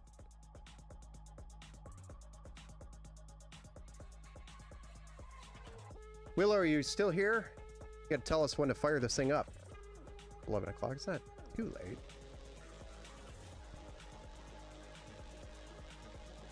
late. Don't forget. I did not forget it this time. Thank you, Tat, for always reminding me. I did remember to plug that in.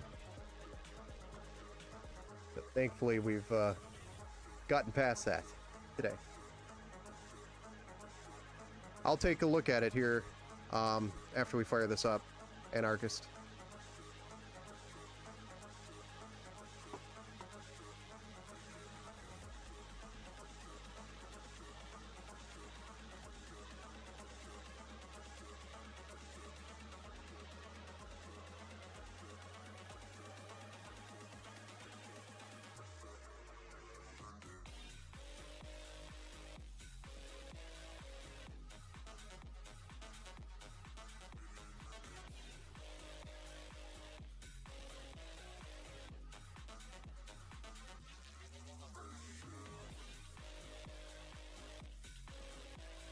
Thank you, Steve. I knew somebody here would remember. A 1984 Delarian. Hey, that's what you'd want to do a build kind of featuring that. That would be your PC theme for Back to the Future. In my opinion, that's what I would do. Bet Ben didn't sniff the power supply, though. Nope, Ben did not sniff this power supply, so we're going to have power supply problems, right? Then everybody's going to tell me it's because of the brand I bought. Forget not to... and forget not to sniff the PSU. Yep. You build a themed PC, do it yourself. It's harder to sell those, believe it or not. Yes, it is very difficult to sell those because you're selling to a niche, a group. Somebody who likes a 1984 Delarian also likes Back to the Future. That's the person you have to find, and it's going to be like finding a needle in a stack of needles.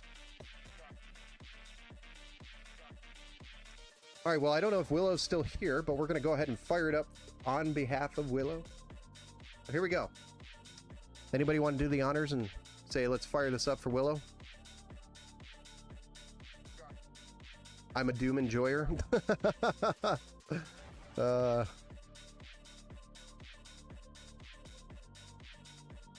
thermal take tower 300 or 300, and then find an AO that looks like a flux capacitor.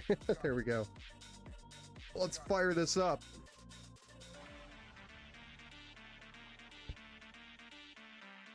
Move that bus. Thank you, Cat. All right, here we go. In 3, 2, Mike says fire it up. The flash, fire it up. For Willow.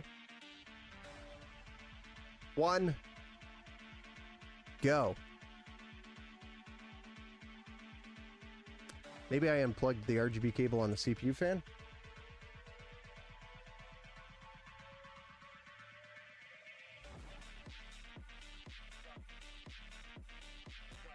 I see it. I probably unplugged. Yeah, I unplugged. My bad.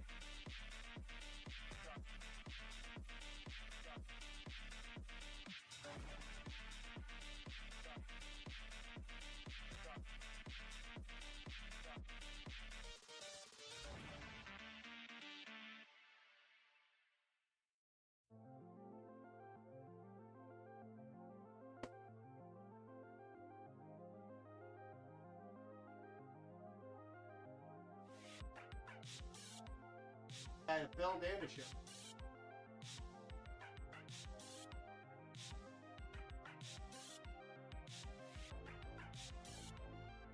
There we go. I unplugged it while I was cable managing. That happens time to time. Looks like I'll have to start reminding you of that one next time. Thank you. Dad, I don't know what I would do without you. Let's get gaming, Steve says.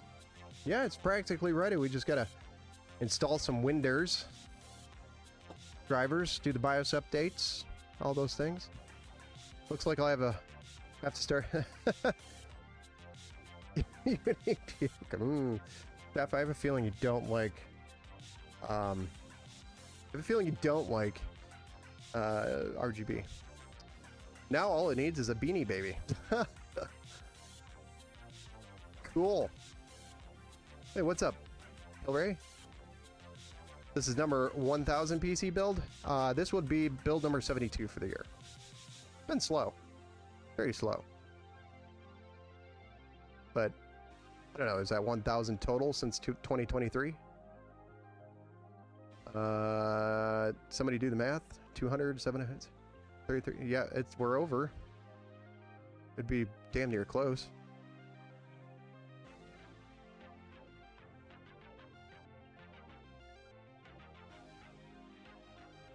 Gonna go look at that Discord.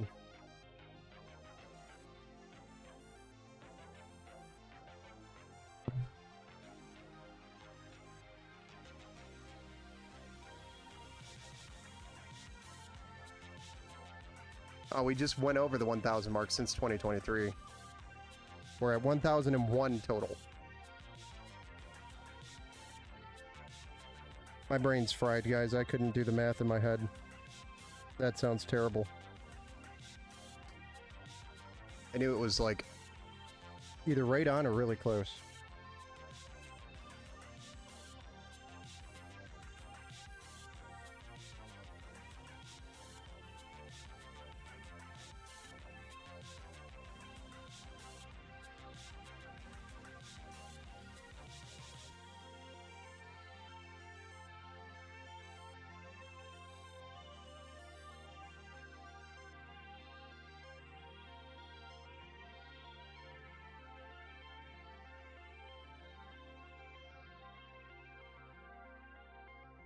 Oh no, I did a mistake. I looked at the phone. Looks like you have to start, okay, what, Noctua all the way? Oh yeah, that's right. You have all the Noctuas. The Noctuas! That's right, I remember seeing the builds. You have multiple builds now, don't you? Jeez, I'm not gonna say that. How hard would it be carrying the half 700 Evo up a flight of stairs? We live in a two-story house. It would be, after it's built, pretty difficult. It gets pretty heavy. It's a heavy case, man. It's a behemoth. Every time I have this one customer that's local here, and he brings it to the shop, I'm like, dude, have me come out to you. It's so big. Fire up the Minesweeper. Let's get this puppy. Let's see what this puppy's made of. Wow, is this? Wow, it is like right there, ain't it? Yeah. 1001 is our total now since 2023, but that's not my total build count. My total build count's probably well over that. Because, I mean, I've been building since 2008. You install the bloated Windows or just stock ISO? It's pretty much just stock. Because you have to. I have to have the support from Microsoft, right? No, I could probably do something different. But right now it is the base version of Windows 11. Sorry, I bounced the camera. What all do I need to change to a cooler like that? Nothing really. You just need to buy the cooler and put it in. It'll fit any AIM-4 socket if that's what you have. But if you're going with a bigger CPU, there's a bigger version of this cooler, which is the Thermalright Peerless Assassin. So check your TDP and make sure that the cooler is going to cover the TDP of the processor. Thank you for the stream. Everybody have a great night. Thank you, Joker, for joining us.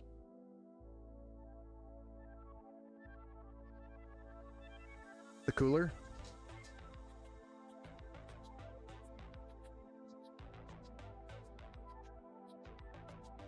Venomous Toad. Winero Tweaker fixes the bloat. Ben, you scared me, so my i9 is going bad. Oh no. What do you mean? Is your i9 going bad?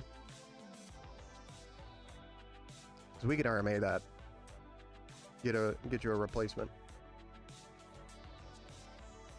And that build is how much? This build is, after taxes, $656.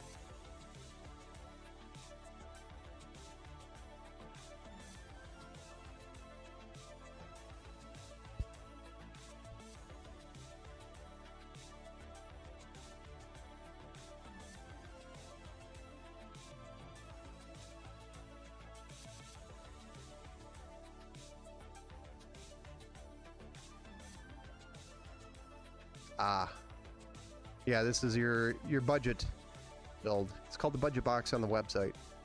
I try to keep it as close to $500 as possible, but I thought you said they are degrading. They are technically degrading, Kenneth, but it's going to take years, and it also depends on the CPU that you got.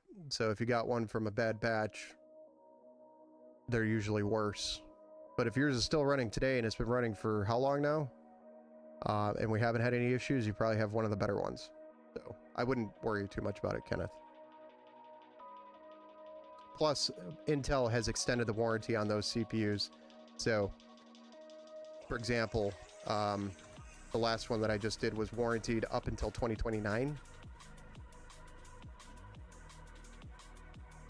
The last one I ever made. So it's easy to fix. Do I need thermal paste or anything like that? The cooler will include thermal paste if you need some.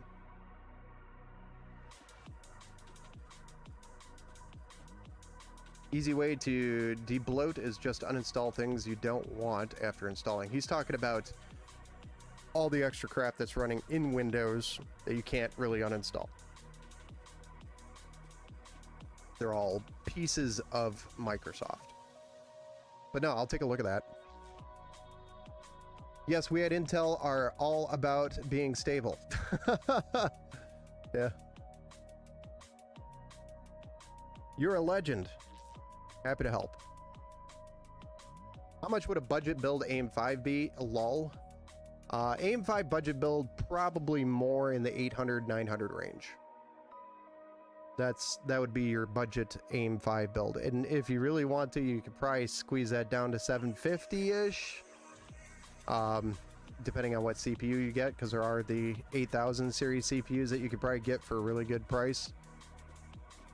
Or if you find a really good deal on a 7000 series CPU, but that is definitely going to require you getting a Micro Center bundle. Because, for example, you could get a Ryzen 5 7600, I think, for like $280 or something like that, with the motherboard and CPU. With the motherboard, the CPU, and the RAM in the bundle, but it is only going to be a single stick of RAM. So you do, if you want dual channel, you have to buy a second stick. Then you're looking at more like 340-ish for the CPU, motherboard, RAM. And then you've got the rest of the build, which the next biggest component is going to be the graphics card. That's going to be the crapshoot. Say $300 is your budget for the graphics card. That puts you at like $640 for the graphics card, the motherboard, the CPU, the RAM at 32 gigs. And then you've got a case, a power supply, storage, and a cooler to get. And you could probably do that with the rest of that budget.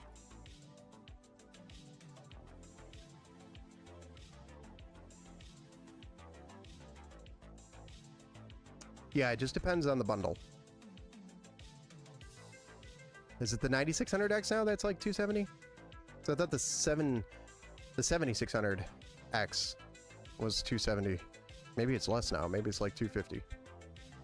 Which is a pretty good deal. Gaming.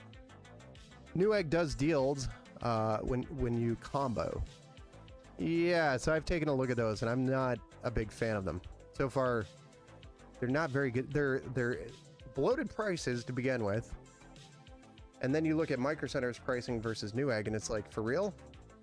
Just go to Micro Center if you have one nearby. I know not everybody does. $1,500 can get you a nice gaming PC. Oh yeah, for sure. $1,500 is like the sweet spot right now for gaming PCs. You don't need to spend more than that.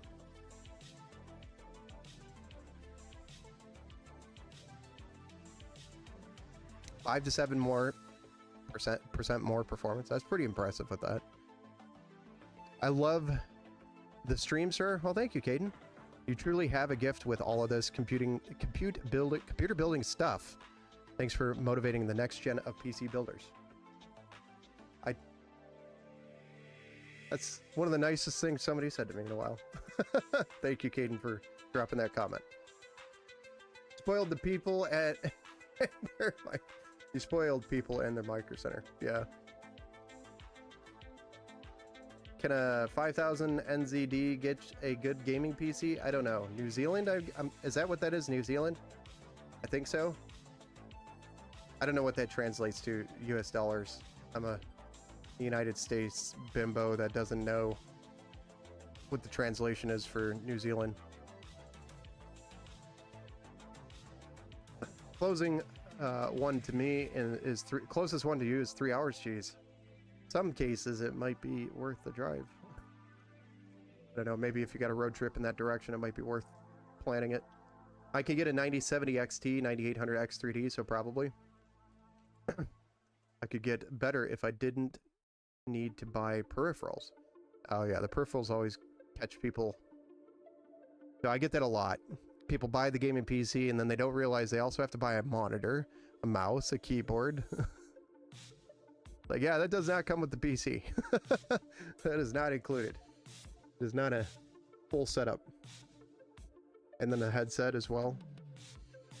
Used to be more difficult with headsets. Now it's a lot easier because most headsets that you get with a controller you can just run on the PC now. You can also get an adapter to make it easier, or just run it through the controller now. Oh yeah, $156 for a 9600X. That's a really good price. Anarchist, so better to just use some of my parts it's going to be cheaper to transition that way, definitely. We were just chatting with somebody today about that. He ended up just deciding to go with a whole new build versus using some of his components in his system because he wants to keep it a full system so it's easier just to sell. He's switching from Intel to AMD, another switcher. He was in the chat earlier too. I don't know if he's still here.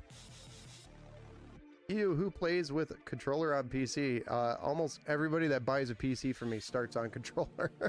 I feel like, especially somebody new to the PC realm, because they're coming from console and they're switching to PC. So that's the main reason. This guy, that's nearly 3,000 American. Oh yeah, definitely, Xeon. You'll get a nice build for that then. The Cyber F-Wagon definitely will get a good deal or a good PC on that, around $3,000 US. Depends on the game though, yeah. If I didn't need the, I play on controller. I mean, I personally don't play on controller on PC. I grew up on keyboard and mouse. We didn't have a console originally, so I started on PC, and then the consoles came out. The original PlayStation, that's what I started on with the consoles. Or it became more popular. And then my parents ended up buying us a PlayStation, which was insane. They never thought my parents would ever buy us a video game platform, period. They hated me being on the PC all the time. So anyway, I started on keyboard and mouse. So I've always preferred keyboard and mouse over controller, personally. And honestly, I think my 360 no scopes are way better on keyboard and mouse, especially in PUBG. I played last night actually, and I got some pretty interesting sus shots in last night. That was fun. I don't know if anybody here still plays PUBG, but I'm an OG PUBG player. Playing the SimCity 2000 OG Warcraft. Oh yeah, those are all good games. The original, the SimCity 2000 was one of the best, in my opinion.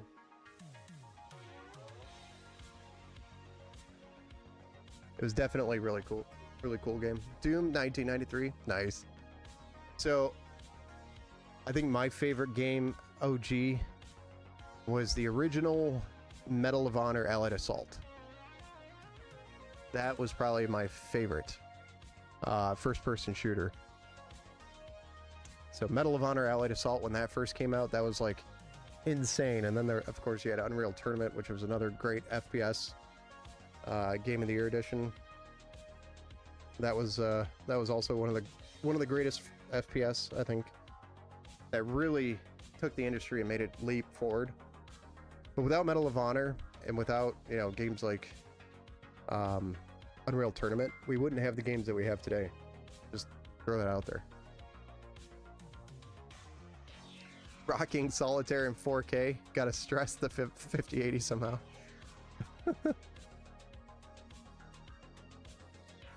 Well, you're not using aimbot. I mean, aim assist with mouse and keyboard like you get with the controller. That's the other thing that I complain about all the time too, is when we play Call of Duty.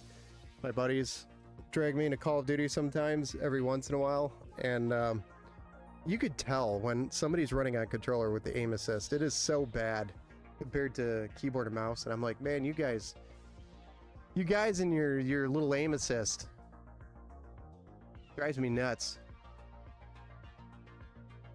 Are you going to bed? Oh.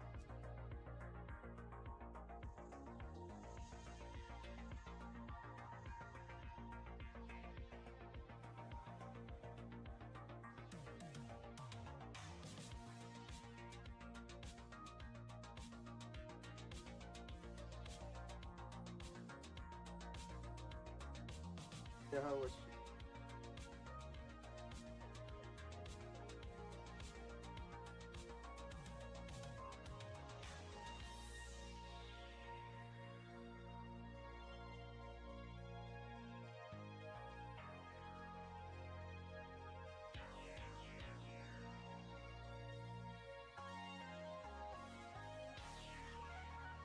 Good night.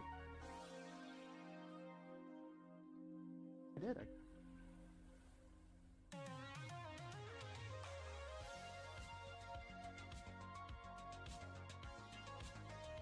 Okay. Quake 3 Arena. LAN party stand. Oh, yeah. Oh, yeah. The phrase catch me outside, how about that, was used at that LAN party before that phrase even became a thing. At LAN parties. Because that was a rule. We couldn't get mad at each other at the, you know, in the house at the LAN party or in the basement or whatever. We had to take it outside. Ruined the vibe.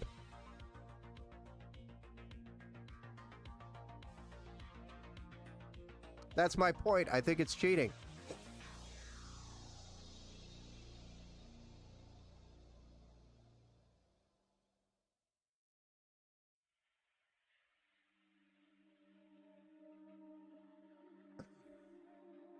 That me playing chess with a 4070 Ti Super?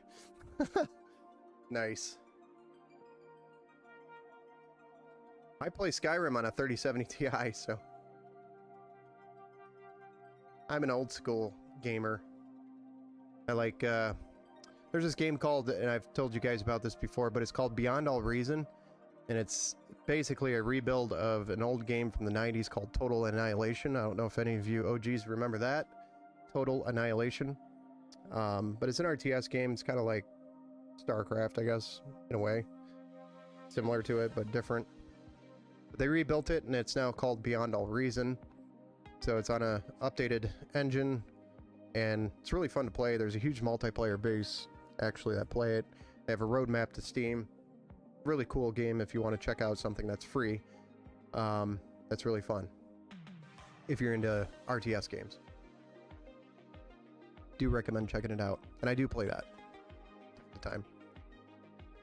How influential Doom is to modern gaming? It definitely defined first-person shooters, I think, in the beginning. Definitely helped. Me playing Pong with a 9070 XT. SC was the first game that I got that got me into PC gaming. Supreme Commander. Yeah, Supreme Commander was another one that came from Total Annihilation. Can't remember if the same developers actually made that. I know Planetary Annihilation came from the same developers, but they had this thing with the name Annihilation in the title of their games. But if you like Supreme Commander, you'd probably like Beyond All Reason. You can download it from their website right now, and it's free to play. Something cool to check out if you ever are interested in looking at something new and fun. And the multiplayer base is pretty toxic, so be careful. I would recommend, if you're not familiar with the game, to run some games in skirmish mode, get used to it, and then maybe spectate a couple of multiplayer matches to see how it's done, or even watch some YouTube videos. I think my buddy who is Turd Bucket, that's his name on YouTube, he's got a small YouTube channel. He's running some videos on there of Beyond All Reason. But he's really easy to understand because he talks in English. Speaks in English. It's able to run inside of a PDFA. You could probably play Beyond All Reason on a smart fridge, to be honest. I always tease people about that. What was it called? Beyond All Reason. Beyond All Reason.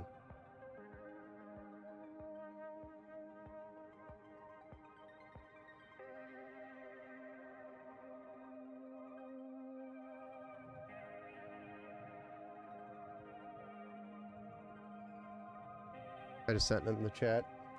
But it's not on Steam yet, but they do have a roadmap to Steam, so they will eventually be on Steam. You can download it from their website, and it's free. Sorry, I said the PS6 will have 4090 power, so I will be getting a 5070 Ti from...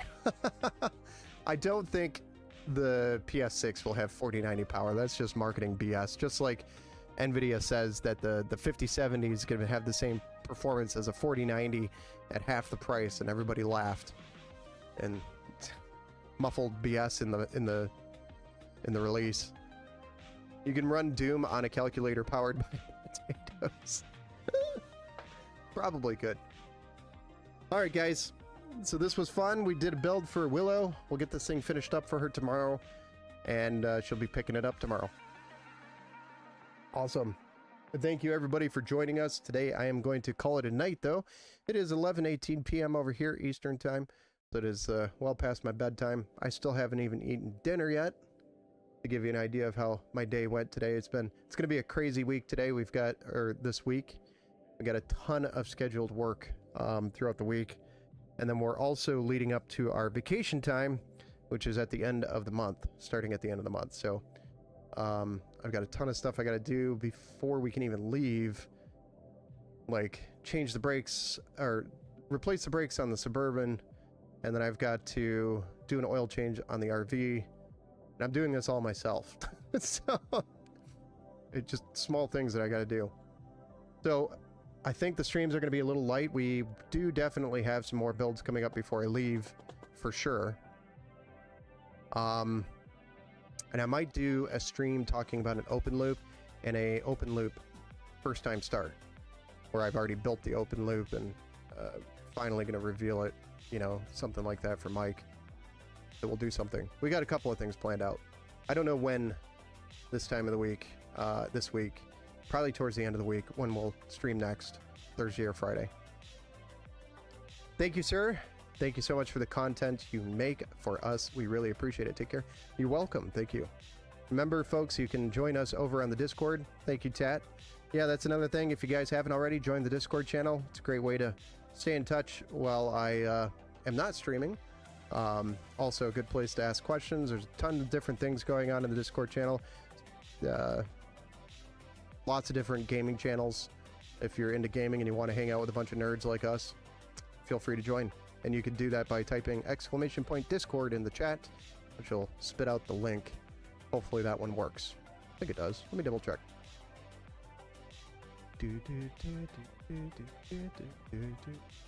Yes, it does. Okay, because I know I broke the link at some point, and then I had to fix it. Good night, all. We'll see you on the next one, probably Thursday or Friday. Good evening. Good night. This awkward moment where Ben's trying to find the next button. There it is. Have a good night, guys. Ben can't wait for the build. Oh, yeah. I can't wait to do it, sir. Gotta wait for that Nitro Plus, though. Have a good night, guys. Take care.